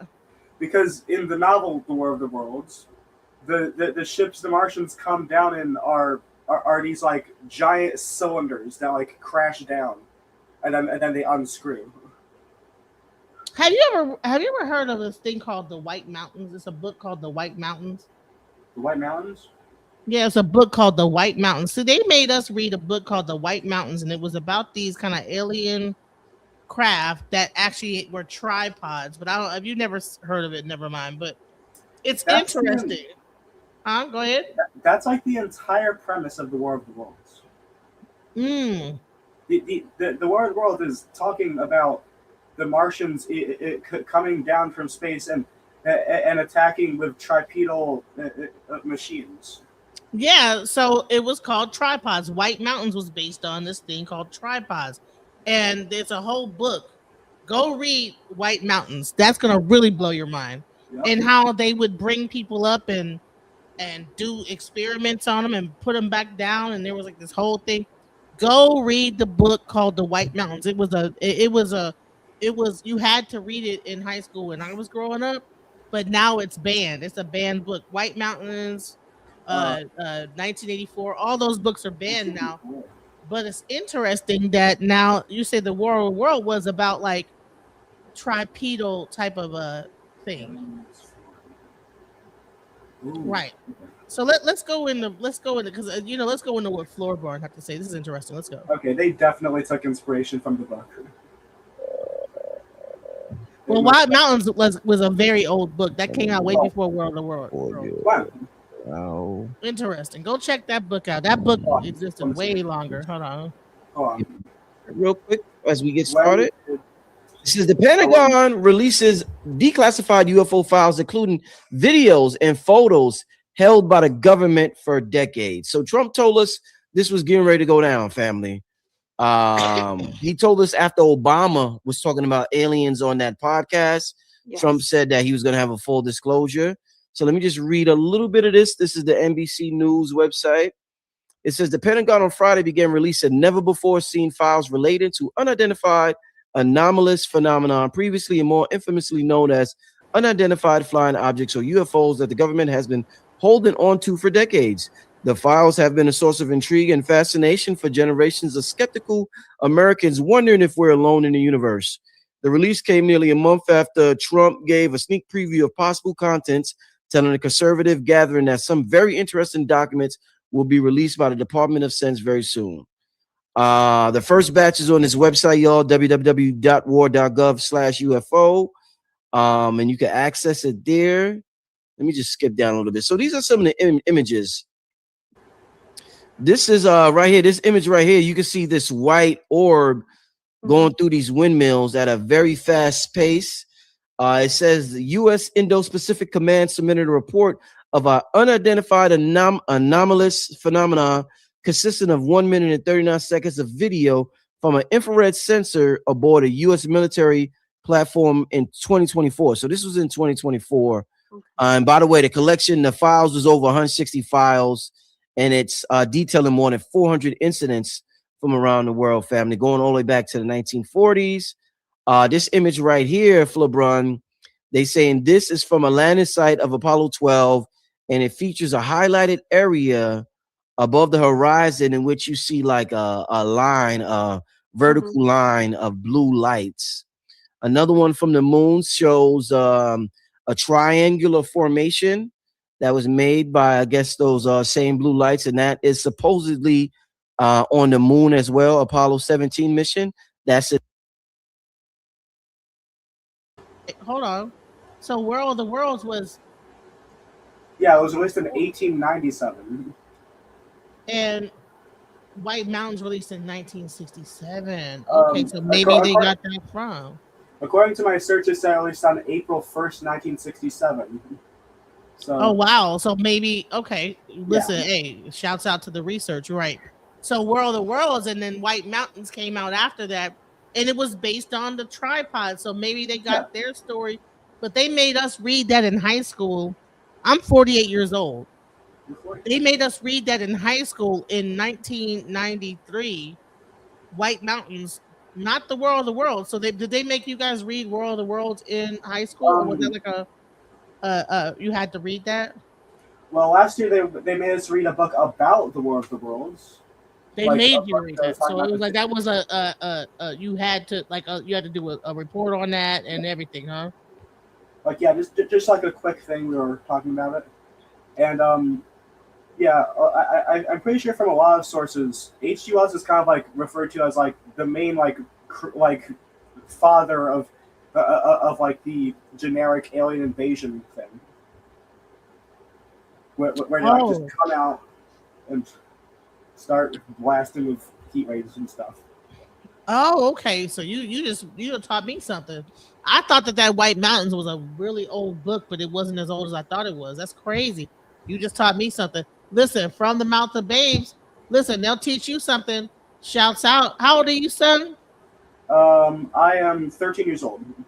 Yes, shouts out. See, and listen, they had us reading those type of books and stuff like that. You know what I'm saying? 13, reading books about aliens in high school. So I don't know if they were training us to get ready for it in high school, even at our age. And Big Brother 1984, I had to read 1984. I had to read White Mountains, and it all had like these kind of like alien type of or Big Brother like things that are right now happening. So, and now you're reading World of the Worlds. That's interesting that they're doing that. Let's go. 1972, and you know what I want to show before as we get to start show started with LeBron. I want to start out and I want to show this just to start the thing off. Hold up, where's it at? This 8-pointed star. Yeah, I want that. Let me rewind that a little bit. Yes. 8-pointed star.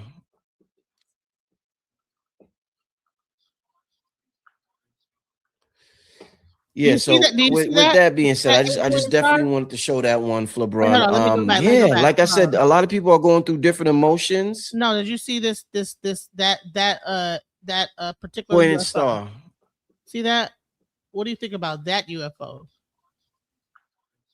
Is that like something that was also mentioned with that being said, I just definitely wanted to show that one for. Was that mentioned in World of the Worlds like a 8-pointed star type of like Well, UFO? I don't think it was described as an 8-pointed star.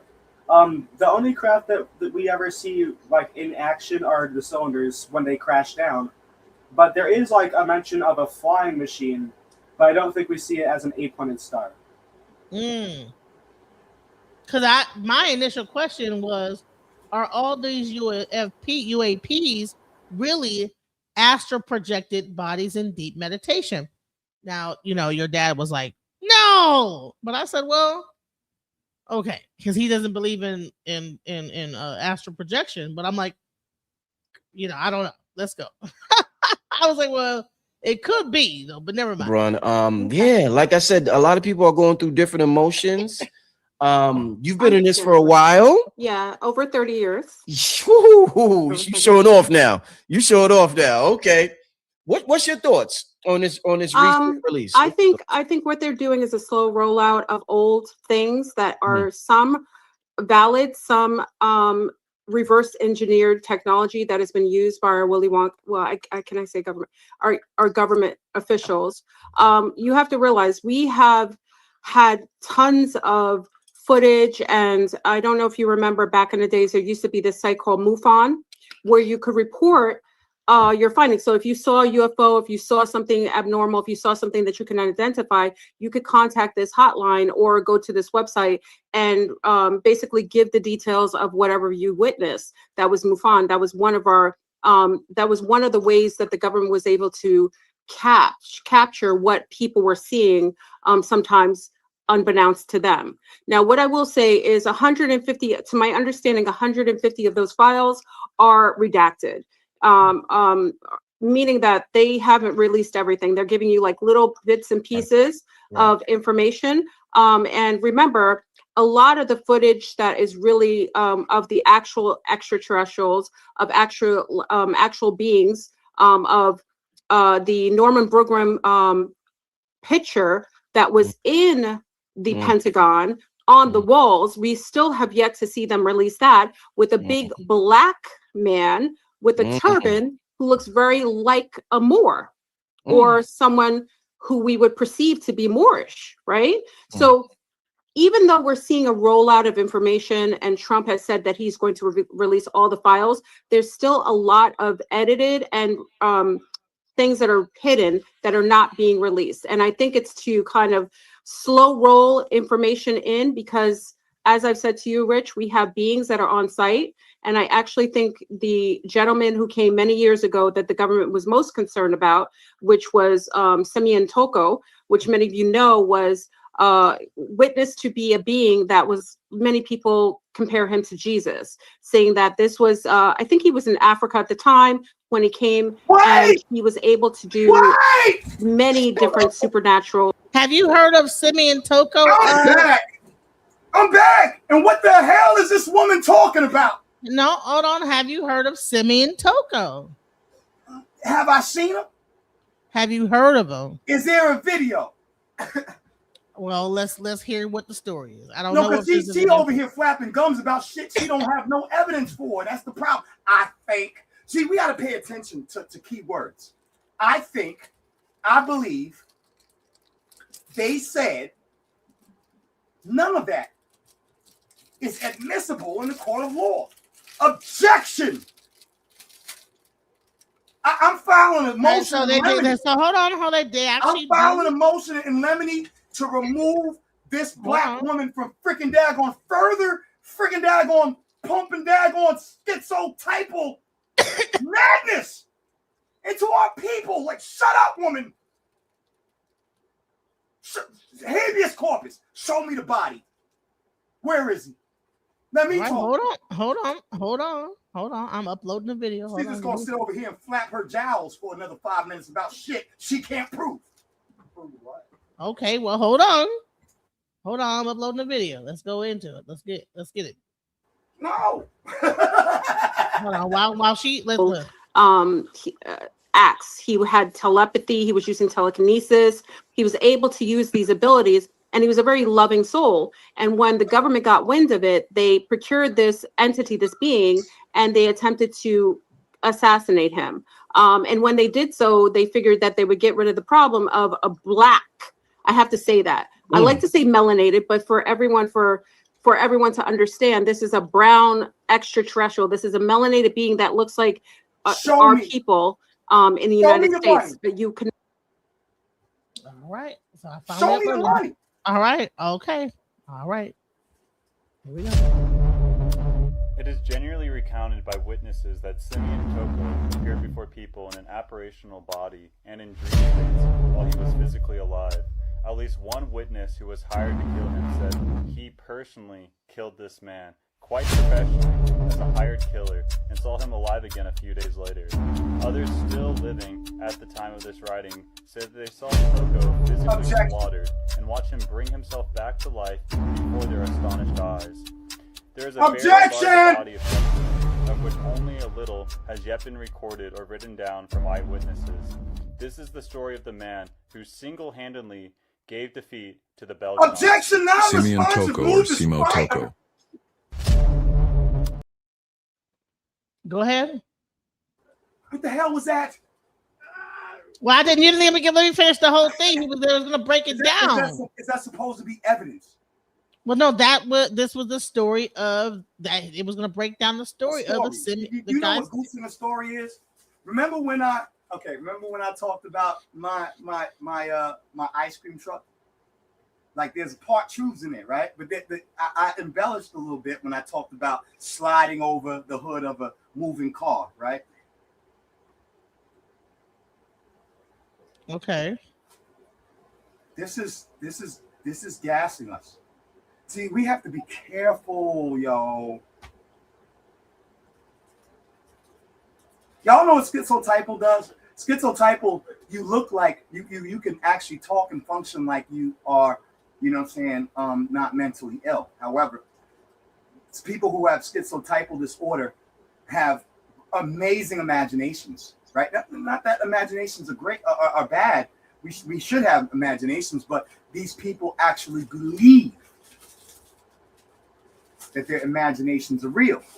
And then they talk to you like a normal human being, tell you some shit that they can't prove, and say it in such a way that's so convincing that you're over here now thinking that, you know what I'm saying, you're about to get your booty probed by a fucking goddamn a brown fucking alien. Nigga, stop! Shut up, woman! Oh! Alright, I'm going. I'm going. I'm mute out. I'm mute out. Oh my god. Look, Zarstar, you know what I'm saying? Yeah. Okay, here we go. Where we at right now? We in fucking science fiction. One of the chapters. Go ahead. So the people. Oh, now So you're this is the guy. Hold on. So this is the guy known as Simeon Toko.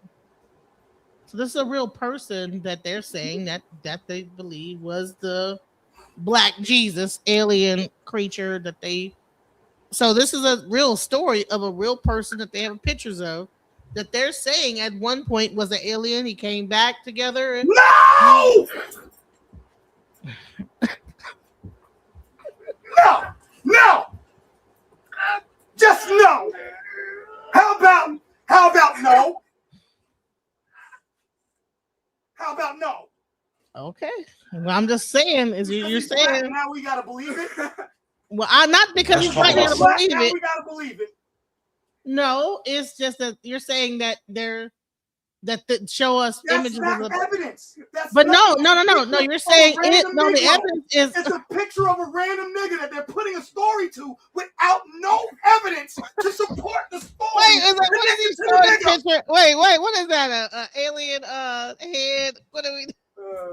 I'm just showing a plushie of Wally. Wow, it's all Pixar film.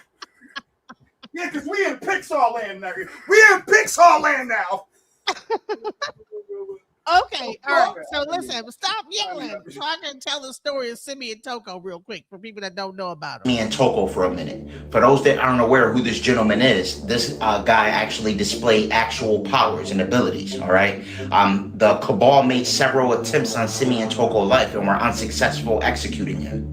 Simeon Toko is the personification of what we're going to become when this cosmic green Etherian energy engulf us and activate our deoxyetheric acid. This is why it's important to tap into your true primordial mind and remove the glasses that the Matrix wants you to wear. Simeon Toko was referred to as the Black Jesus or the real Jesus. Now, Simeon Toko helped liberate the Congo from the Portuguese. His timeline is from 1918 to 1984. There's stories of Simeon Toko actually stopping a plane in midair, okay? Which means that Simeon Toko had to have some type of telepathic ability to actually be flying mid-flight and get this plane to actually freeze mid-flight.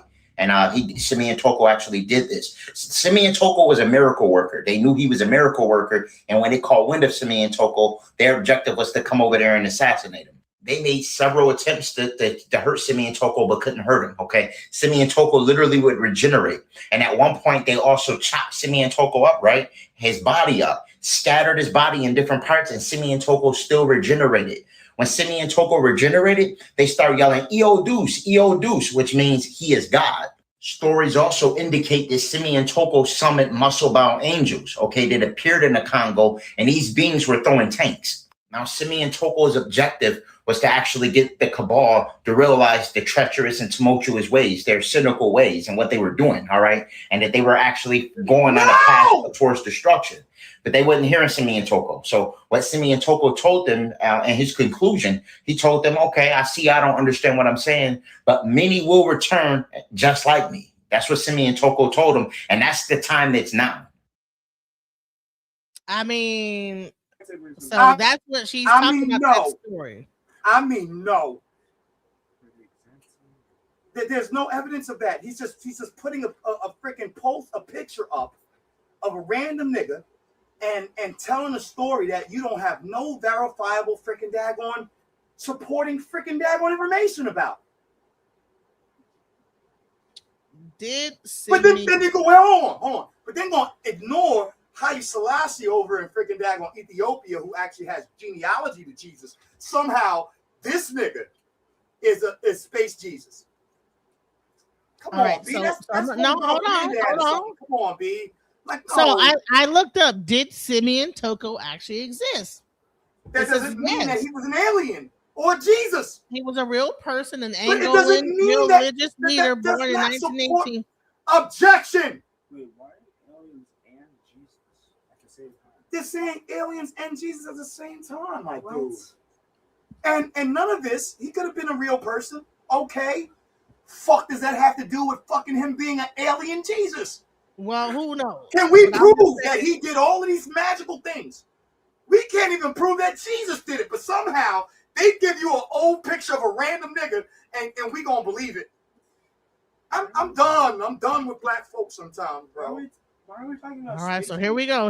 Space Jesus. The difference other than him perhaps being tall, and they basically killed him thinking that the problem would stop, that they would not have this being show up, and this being actually was able to reassert himself, almost like that's why they compare him to Jesus, because how Jesus resurrected the concept of Jesus, he was able to reconstitute his body again. And then when he came back to the government, he said, this is what the problem is.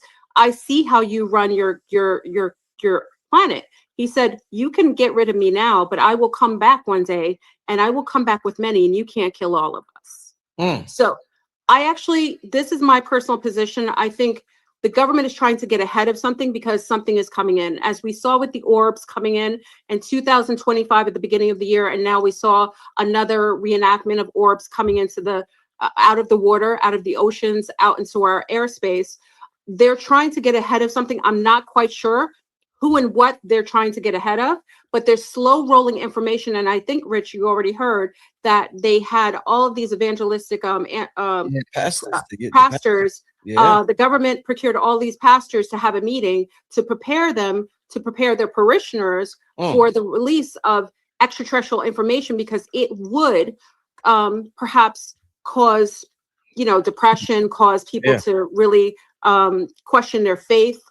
Because if now you have extraterrestrials, where then does God lie in your mind? Where then does the concept of the Bible and the people in the Bible, where does that lie with you? And I would say this, the Bible is probably a surmise of supernatural beings, some ET and otherwise. So I don't want you to throw that totally out. I think the Bible kind of pulls in some information about beings that were what we perceive to be ETs at one point and made them into something very angelic and religious.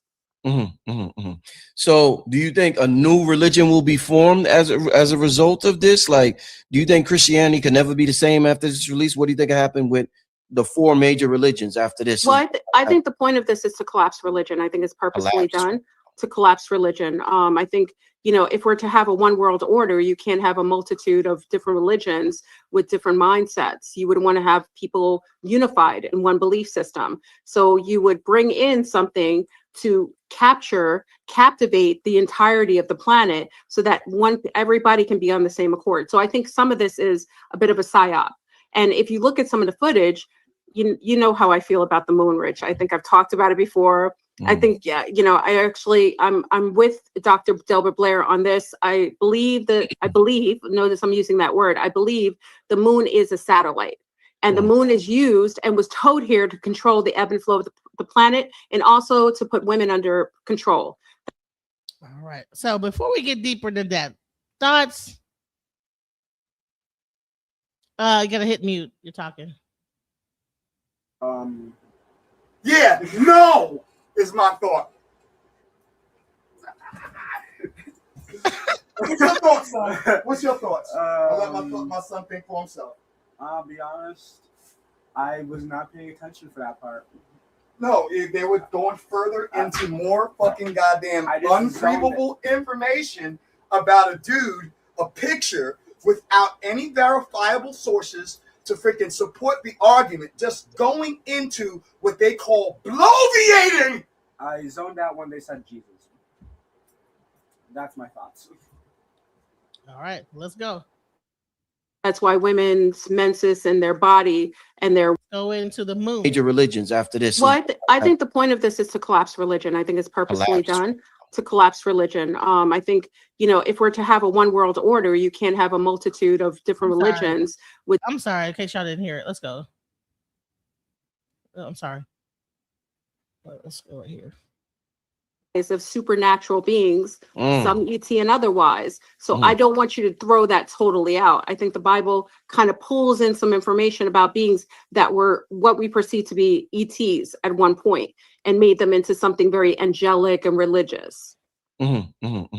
So do you think a new religion will be formed as a result of this? Like, do you think Christianity can never be the same after this release? What do you think happened with the four major religions after this? Well, I think the point of this is to collapse religion. I think it's purposely done to collapse religion. I think, if we're to have a one world order, you can't have a multitude of different religions with different mindsets. You would want to have people unified in one belief system. So I'm not sure if you understand what she's saying.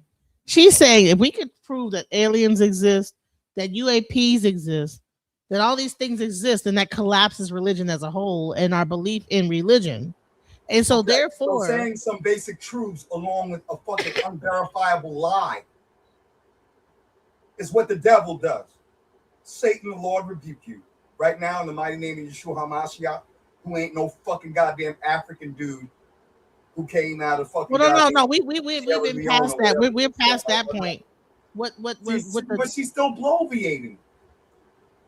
She's still bloviating. Where's the evidence?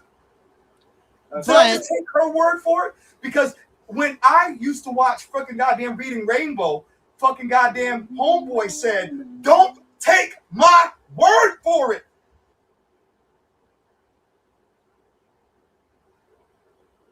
Okay. Didn't he say that? You can show it. Wait, again. you put Okay, what you got your little while. Like, go ahead. You're in Wally World right now. This stuff.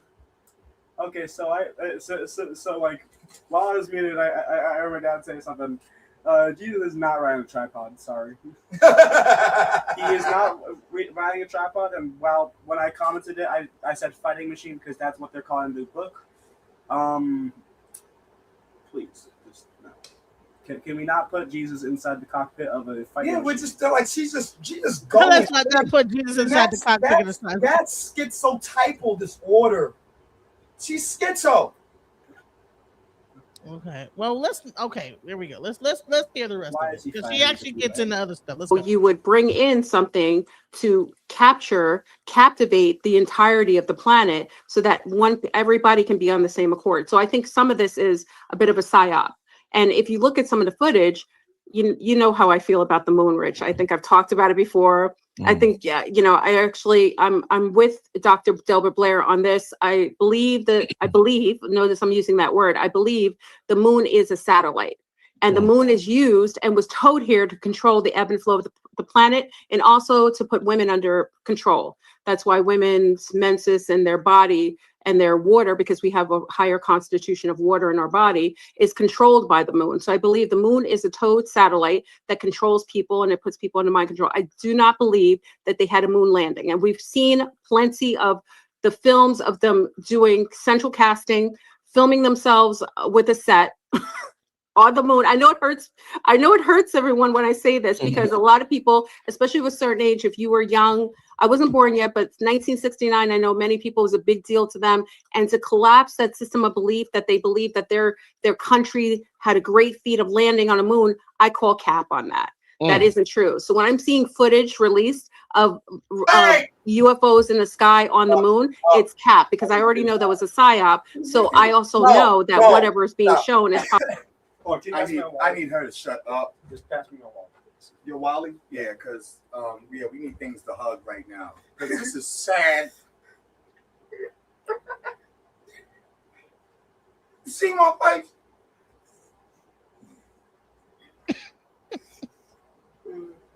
Oh!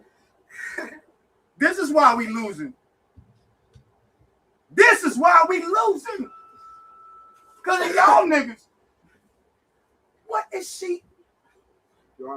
She has nothing. So I think that the universe and space and Jesus and women's rights just throw a whole bunch of shit. Why all at once? And smush it all together. All at once. A whole freaking dookie patty. All at once. And force feed it to you. With a serious face. She is an op. She is an op. Something to hug, Dad. Yeah, let me hug Wally, man. Come on.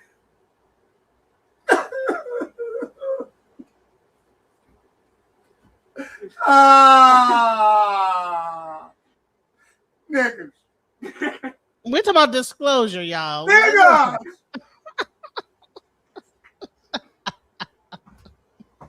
Probably reintroduced technology that was covenant by our governments, not just one, and multitude of different technology that they took from ETs that did come here. And not all ETs use UFOs. We do know this. Some of them transport themselves through vortices, stargates, wormholes, and they use their body as a form of going through, transporting She themselves provides through nothing stargates. to show us that we know this. She's just talking out of her titties. Big titties at that. Come on, yo. I'm done. I'm about to throw Wally and break my whole TV screen. I'm done. I mean, I saw my dad is that bad. No, I'm not. No, this is terrible. Okay, can I take the seat back? Yeah, go ahead, son. So it's not always ships. Usually it's ships at the lowest grade of technology, because interdimensionals, extraterrestrials have found a way to travel with their macabre, with their body, through the wormholes and through the different dimensions and densities. How do we know? Personally speaking, LeBron, has anything out the ordinary been happening? Please fire my dad. I'm just gonna do that. We're saying, where's the evidence? Maybe we're too low level life form to have evidence. Like maybe our evidence is too maybe it's too advanced for us to even be able to prove, but people are talking about it. Let's go. Happening with you, because I know you are a contactee. Yes. You was contacted many years ago. With this going on, is anything extra happening to you that we should know of? Well, I think we've talked about it. I've had contact over the last maybe a couple months ago with a female base of, I would call them interdimensionals that are here. I call them like Lilith, like dark Lilith beings that are here, that basically come at the end of days or the before reset to almost do like, I hate to say it like this, and it's going to sound insane, but let me put this thing out there. I'm zero drugs. I don't drink. Yes. I am sane. I am a parent. Yes. I'm very functional. I have to put that out there, because what I'm about to say is that, there are a lot of ETs or interdimensionals that come here, and this is like a grocery shop for them. So they come here at the time of harvest. And I don't know if anyone ever saw the movie. I think it was Jupiter Ascending, Jupiter Rising. I think it was Jupiter Ascending. It was a movie. Yes, Jupiter Ascending. It talked about planets being used for resources and people being used as a resource to, to use their body or their constitution. She said movies. She said movies. What did I say? But please, Dad. Yeah, speak a little louder. Speak a little louder. Speak a little louder. Put in your words. According to my dad, she's watching too much of TV now. She is watching. What about according to you? What about according to you? In your understanding of aliens. Okay. Aliens are cool. But why are we mixing aliens and religion at the same time, please? Please speak a little louder. Speak a little louder. I can't hear you. Please just explain to me why we're mixing aliens and Jesus together. But why? But where's all her evidence? Where's all of her evidence coming from? She's saying a lot of things that she is not even verifying. She's just saying them in a very serious way that seems convincing. However, she is going all the way to fucking goddamn, if this Flash Gordon and shit, Well, we passed the Jesus anomaly, right? No, So but still, no. initially there was she's still continuing. Hold on. She's still Uh-huh. continuing to say amazing things like they're fucking fact and having absolutely not an iota or an ounce of verifiable. Oh, we know that you know that the ETs have to fly in. No, we don't. We don't know shit. When's the last time a fucking goddamn ET touched your hiney, girl? Well, she was getting into that. She was No, actually getting into no, that. I'm good. I'm He good. has had I'm good. contact. I'm good. No, this is the type of shit that makes me lose my fucking mind because crazy people want to talk to you about shit that they can't prove that, and say it so serious and so fucking goddamn straight out of their fucking side of their neck. Okay, I think that put it correctly. So just one last thing. So, no, I came here just to talk about a book, and now I am caught up in Jesus. I suck in Jesus. Alien Jesus. More people than I can count, and also someone talking out of their boobs. So I'm just going to mute up. I've said enough. All right. Someone talking out their boobs. You've trained him well. Exactly what she's doing. Their body for loosh or for regeneration for them or sustaining their life force. So there is a group of extraterrestrials that come here. Sometimes it's every 5 years, sometimes it's before reset and pole shift, but they come here to do what I call grocery shopping, or to come here to collect and to harvest human beings or whatever's left of the human beings before the reset, in order to kind of covet some materials before we go through the reset and the beginning again. We end and then we start again in a loop. Indeed. I'm trying to get a picture of this 8-point star. As I get the picture together, you already seen it. What was your thoughts about, because that is being talked about a lot, about the image of the 8-point star. What's your thoughts about that? I actually think it's maybe a mirror of a wormhole or a vortex. That's maybe we're seeing it from the inverted side. Sometimes when you see a geometrical shape, we perceive it as we're seeing the front of something, but sometimes what we're seeing is a reflection of maybe a dimension or a density that's showing up because there's a wormhole that's open. So usually when you see when I'm seeing the 8-pointed star, it makes me think I'm seeing a reflection of perhaps a wormhole being opened or a vortex being opened or closed. It can look that way. Mm-hmm. No.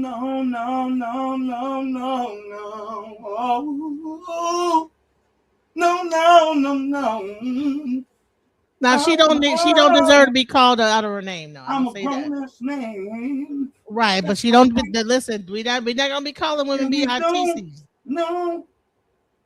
Why is there You don't mean no good. Why is there an 8-pointed compass? It's just nothing. That is the UFO that they have in the disclosure document. No, that's a picture Of the UFO. of nothing. Of nothing. image, That's tangible. You cannot use that in a court of law. That is not going to freaking pass. You're saying that pictures can't be put in a court of law? I'm done. No, in the court of law, you have to have verifiable information. And this is just an image. An image that can be mute.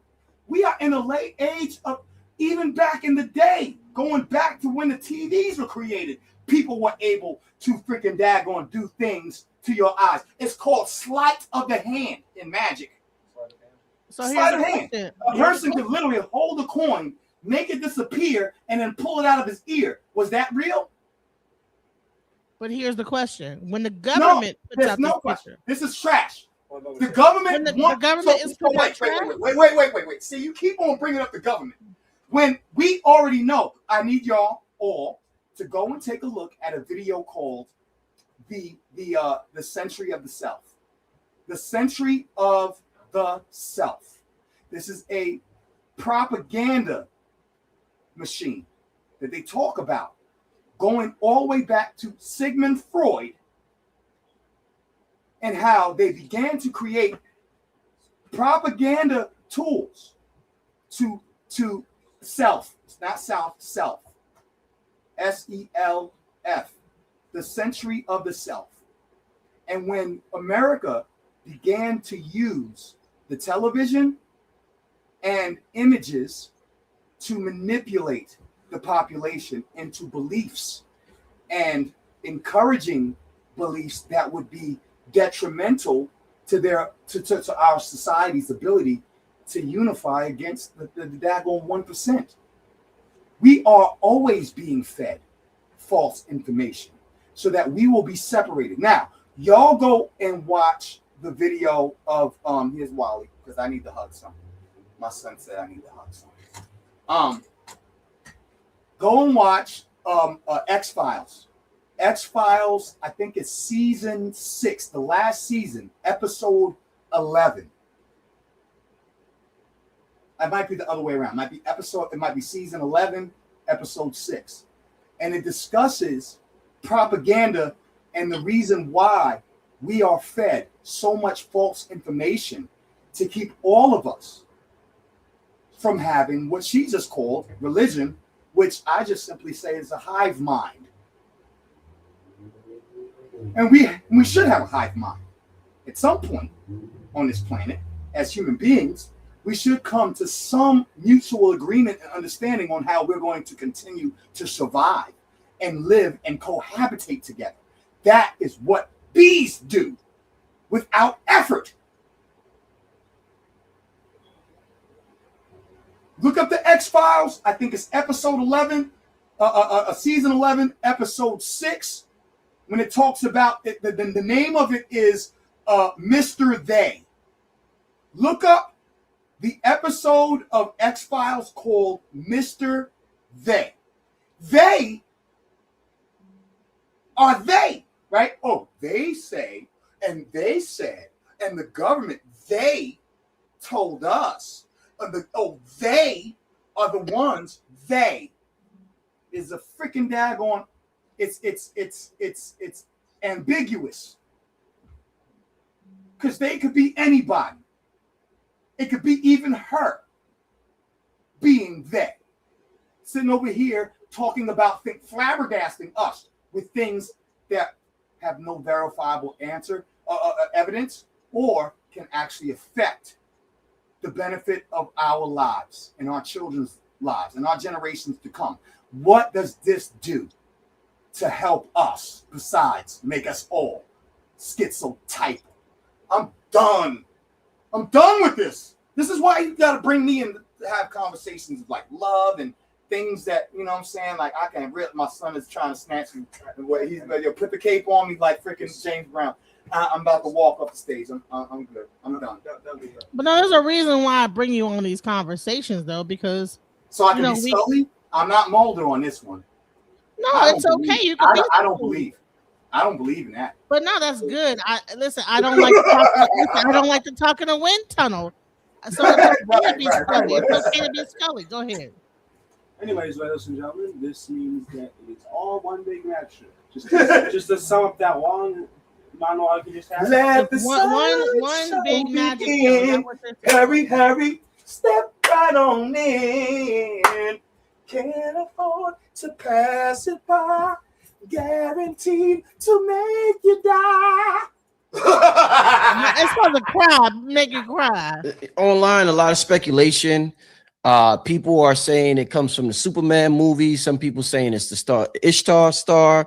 Some people saying it's the Shining Star Sirius. I've heard so many different accounts. Is there anything in our ancient stories, histories, mythology that this might remind you of when you see an 8-point star? Well, it makes me think of the story of, again, we're going to go back to the concept of Jesus, which is a historical reference. When, before Jesus was born, there was a star that looked like that in the sky. Like if you look at the old movies, you kind of look up in the sky, and when they say that the three, I think it was 3 men walking through the desert, they saw something like this in the sky, which makes me think that was about reset time. So I think this could be remnants of a pre-collapsing of our field of the firmament. And maybe historically, there's a lot of people reference it in different ways, how they were taught or what their ideas or what their ideologies were at the time. But it makes me think of the star that was in the sky that they were walking through the desert before they saw Jesus being born. Why? I want to ask a question. Why is everybody so hell bent on the end of the world and the reset Because of everybody? everybody's living in a fear. It's a fear state. So you watch that movie again.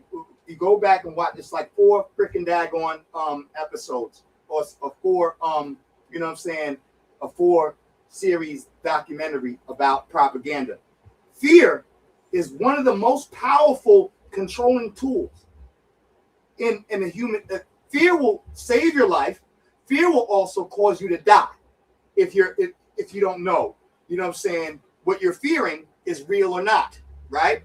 So fear is the most powerful tool in propaganda. In public relations is a whole nother term for propaganda, right? So fear is what church folks use. Language, format, grammar, and stay on course when, you know what I'm saying? Wipe your mouth and fix your face. So fear is one of the most powerful tools of control, right?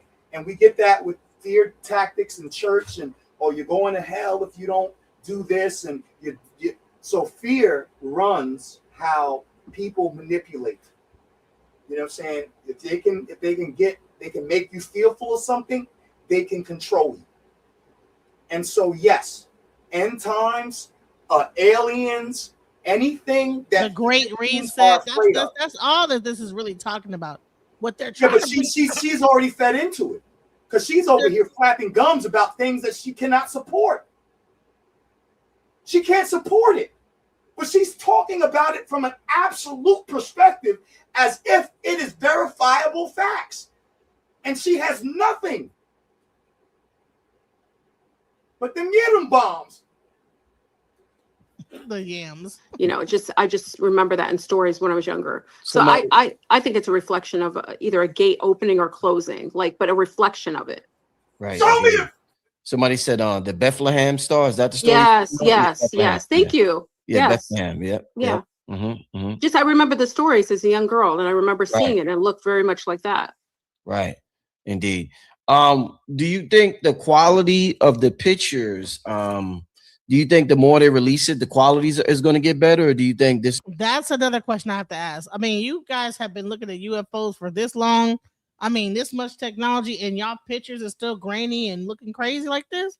Y'all ain't got a full-fledged color version of this. This is all they're going to give the public is a bunch. I think they're just basically giving you breadcrumbs. Right. I think they're giving you breadcrumbs. This is like a UFO Epstein kind of thing. This is them slow feeding you old information, stagnant information that is not very relative to what we're engaging with. Like most of us who are contactees have seen things way more astounding than this. And I noticed that they're putting black and white to a lot of the pictures. And I have I question the fact that they took away some of the coloring in the imagery to purposefully downgrade what you're looking at. So I'm questioning the quality and the coloring of these pictures and how old they are. There's way more information. And I mean, I know contactees who have things that could blow people's minds away. This is like 3rd grade release. Again.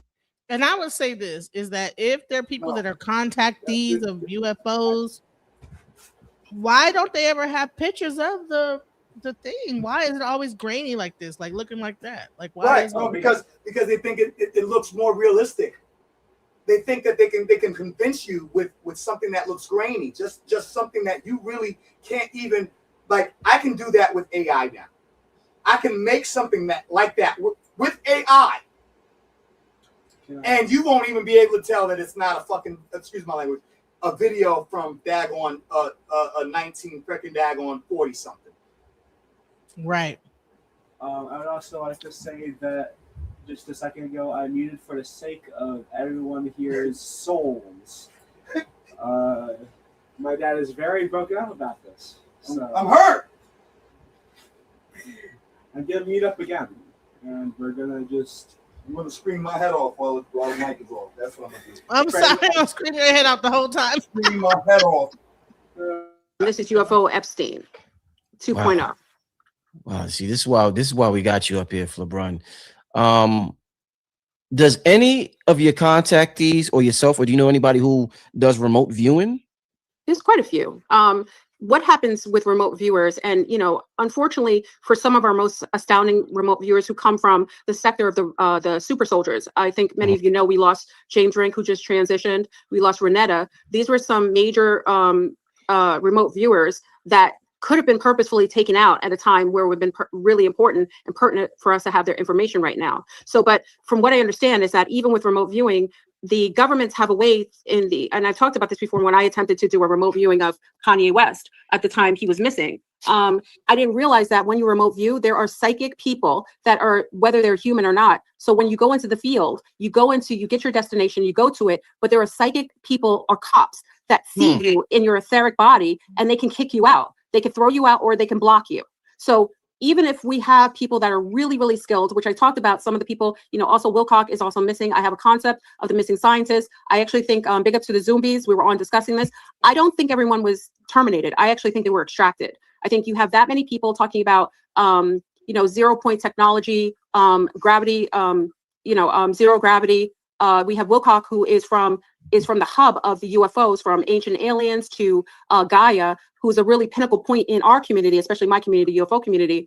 Him disappearing at this time, it's still up to the jury, but I still feel personally that he was extracted and he wasn't necessarily killed. Wait, what's her community? The what community?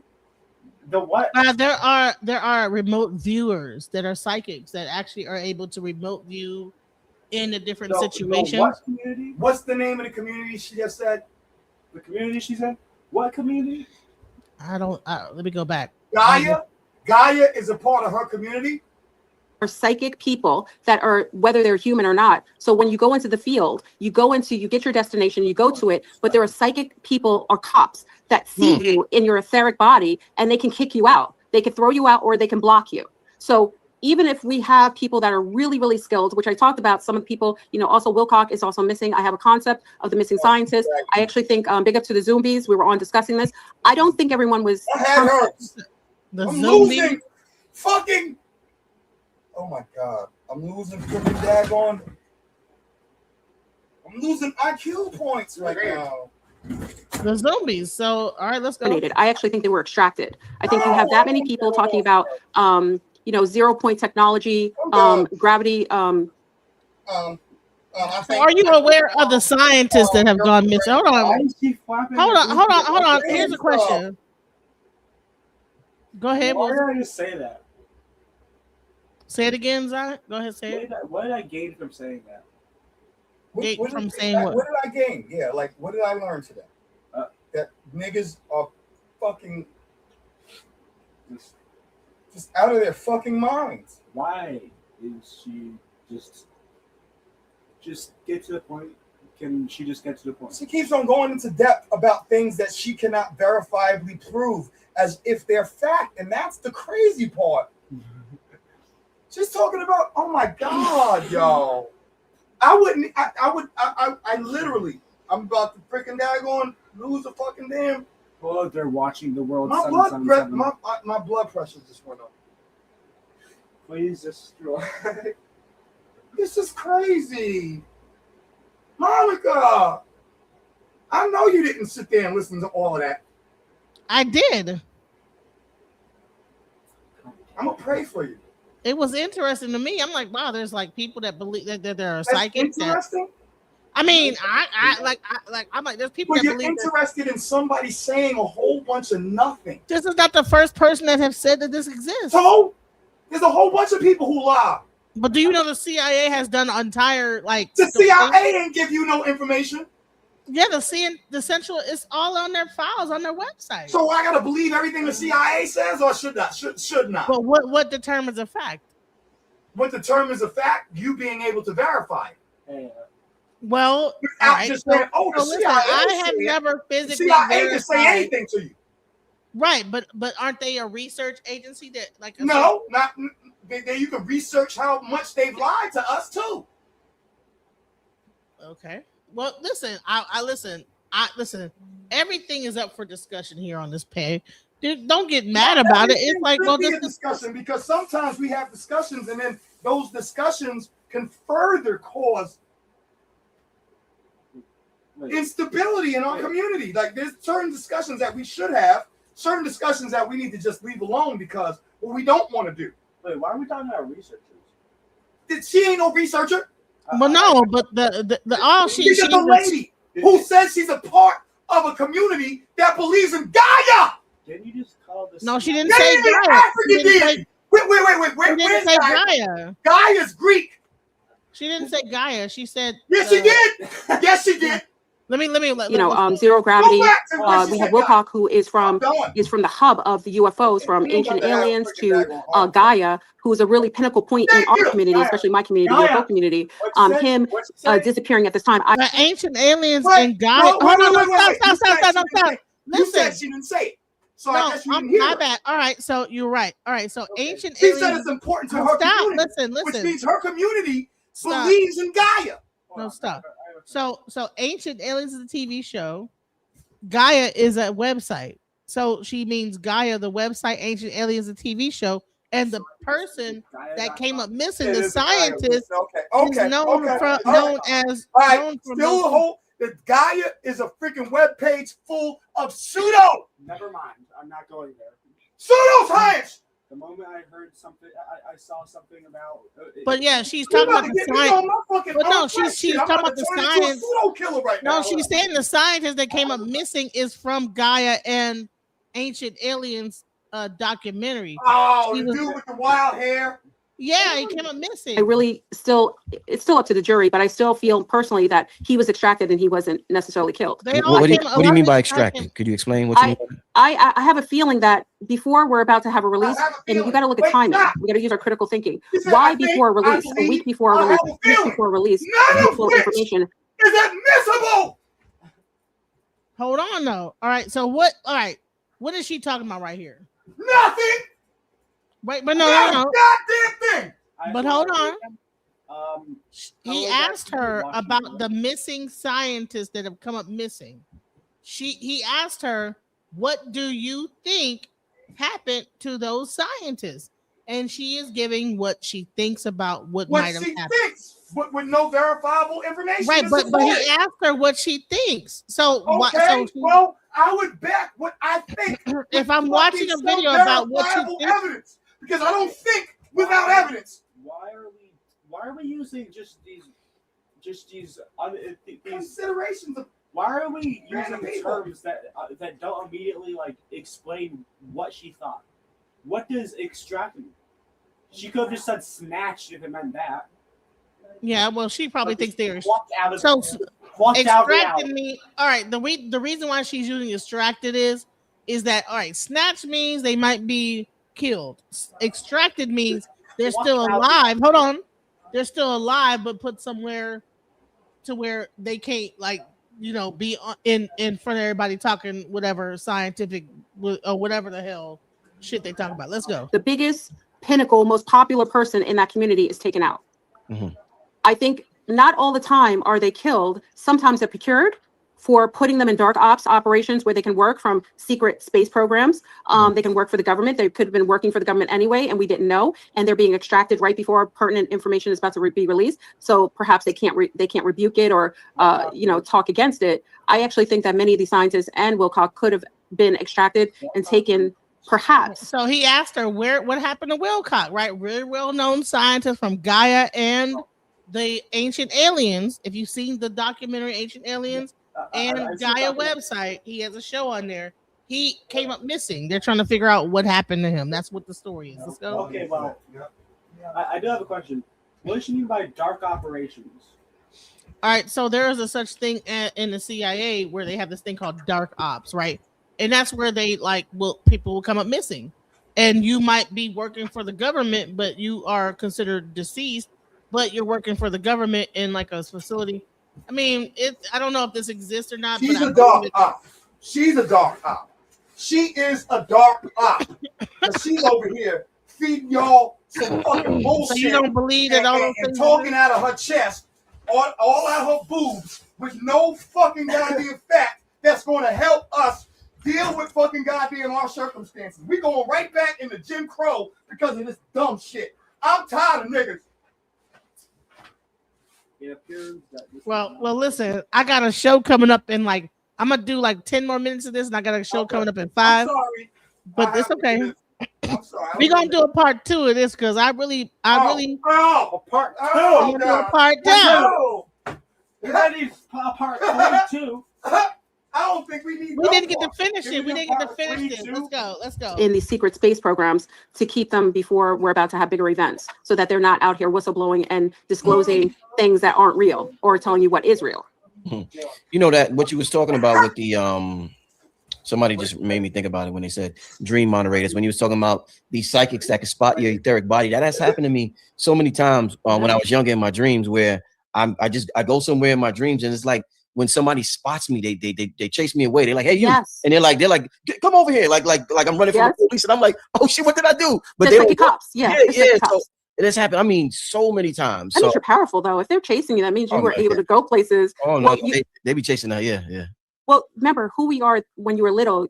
You were already who you are now. Right. There's no differential of time. Time doesn't exist in a way that is, linear. So it makes sense to me that as a little boy, they knew what you become, and they didn't need you snooping and sneaking and seeing things so you could bring it over to your platform a couple of years later. So I call them psychic cops. And like I said, when I went to go look for Kanye West, I was met with a guy with like a shirt, like a Star Wars shirt and glasses. And even though I was in my etheric body, he could see me. And it frightened the heck out of me. Like he literally saw me in the corner hiding because I thought I was invisible. But that's what I think a lot of remote viewers are coming against. Only the ones that I think are able to break through those walls, those concrete walls of secret information, are those working in governmental and who've been trained by governmental officials and have been working years and trained from little children, like what you've seen in 11, the little girl 11 that was in Stranger Things. Stranger Things, yep. Yeah. Stranger Things.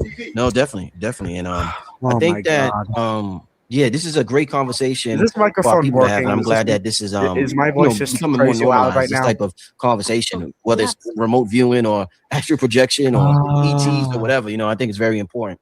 My next question was going to be about the scientists in the David Wilcock, but you kind of went into that, and I think you have a very interesting theory that I didn't hear others say. Everybody just assumed he was unalive by No. folks. Did you see his best friend on an AI video talking about him? And it was an AI guy. He was it was strange. As soon as he was taken, it was odd that a lot of people who came out and spoke about him, especially a guy who was supposedly close to his best friend, came out and did an AI video. He wasn't even real. So when you start to see that, and you aren't able to see a funeral or anything that gives you concrete, proof that someone's gone. Not to say we're going to have all of that. It's a private event, but you have to ask yourself, not everything that is being told to us is true, and a lot of things that are being slow fed to us as the public are just being shared with us to mislead us, to lead us down another track so we're not looking. And whenever I see someone, a pinnacle influence like a David Wilcock passing away or being extracted, I know that a big event is coming, and now we're seeing why he was extracted before. 2 weeks. She said honest. That was the only thing she said honest. The only thing she said is that there are people who are trying to mislead us. And she's one of them. Pardon me. I'm about to sing. Step right up. Hurry, hurry, before the show begins. My friend. You know what? Man, anyways, I for one, I can identify with some of the things she's saying. I have dreams. I never astral projected. I've never did remote viewing, but these things do exist. No. Even after he's warm in his bed where he is, now we're having a slow release of information. Until Donald Trump drops dead. All of y'all with the freaking daggone bones, with the daggone cowrie shells, and the freaking daggone coconut, broken coconut, spitting rum. If y'all niggas don't get this nigga out of office, I don't want to talk about it. There should be 1,000 Obia women right now splashing and spitting rum. And I need to see something happen. Coconut. Now, if David Wilcock is out here, someone from Ancient Aliens who is on also Gaia, he would be able to confirm or deny some of the things being shared. So why not take that pinnacle hub person out so that people are confused and just believe whatever Willy Wonka and his League of Doom tell us? No, definitely. A house where we go into in Culpeper, Virginia. So we were there every summer. Virginia has a lot of UFO sightings and a lot of stories. Now, I remember my Uncle Mac, which was my blood uncle, but he married to my great aunt. And he talked about beings walking out of the water, like literally at nighttime. And they just be sitting on a porch, drinking some whatever scotch or moonshine, whatever it was, sitting there with a shotgun on the right hand. You know what I mean? And watching beings would look like webbed hands walking out of these waterways and not bothering them and just walking by and walking. I remember my Uncle Mac, I was like maybe 6 or 7, and he would tell stories like this. You know, as a child, you're thinking, oh my God, is that real? It's so. All right, this is going to be the last thing I say. So she just got finished saying there's freaking daggone crackers in West Virginia. These are the same cats that freaking inbreed, right? West Virginia, right? That are sitting on their porch with guns. You know what I'm saying? They'll lynch the hell out of your ass at the wrong hour if you walking down their street. But somehow they ain't got an alien swinging from a tree. Fuck out of here. Hold on, I'm gonna quickly switch hats. Man, listen. Also, I just realized that StreamYard has a new logo. That's cool. Man, listen, guys. You know what? I have to do a show in like 15 minutes. Let's get some final words, guys. Go ahead. Okay, final words. I have no idea what's happening. I came to talk about a book, and now I'm caught between the drama of my father and also alien conspiracies and also Jesus. So I have no idea what to say. So I'm just going to say, what the hell? That's what I'm going to leave it at. All right, Zion, go ahead. Ow! Can you do that again? I said, no!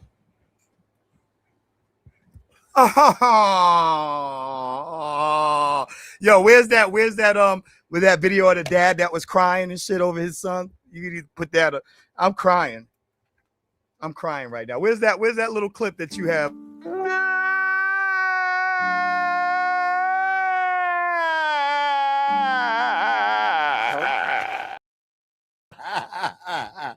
That's how my soul feels right now. Oh, y'all.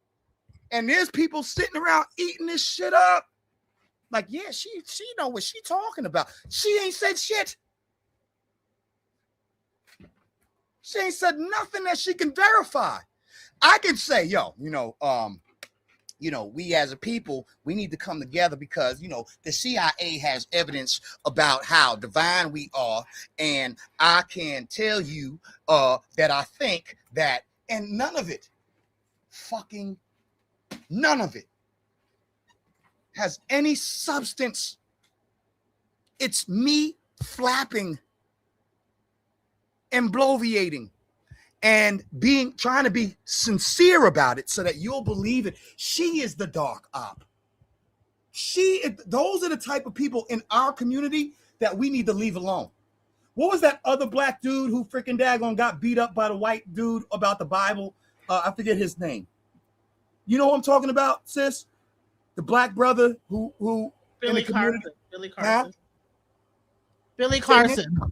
Yeah, that asshole. That freaking daggone op. He's a dark op. Got our heads all the way up our asses. And we over here talking about aliens, and we got a whole Cheeto sitting in the freaking daggone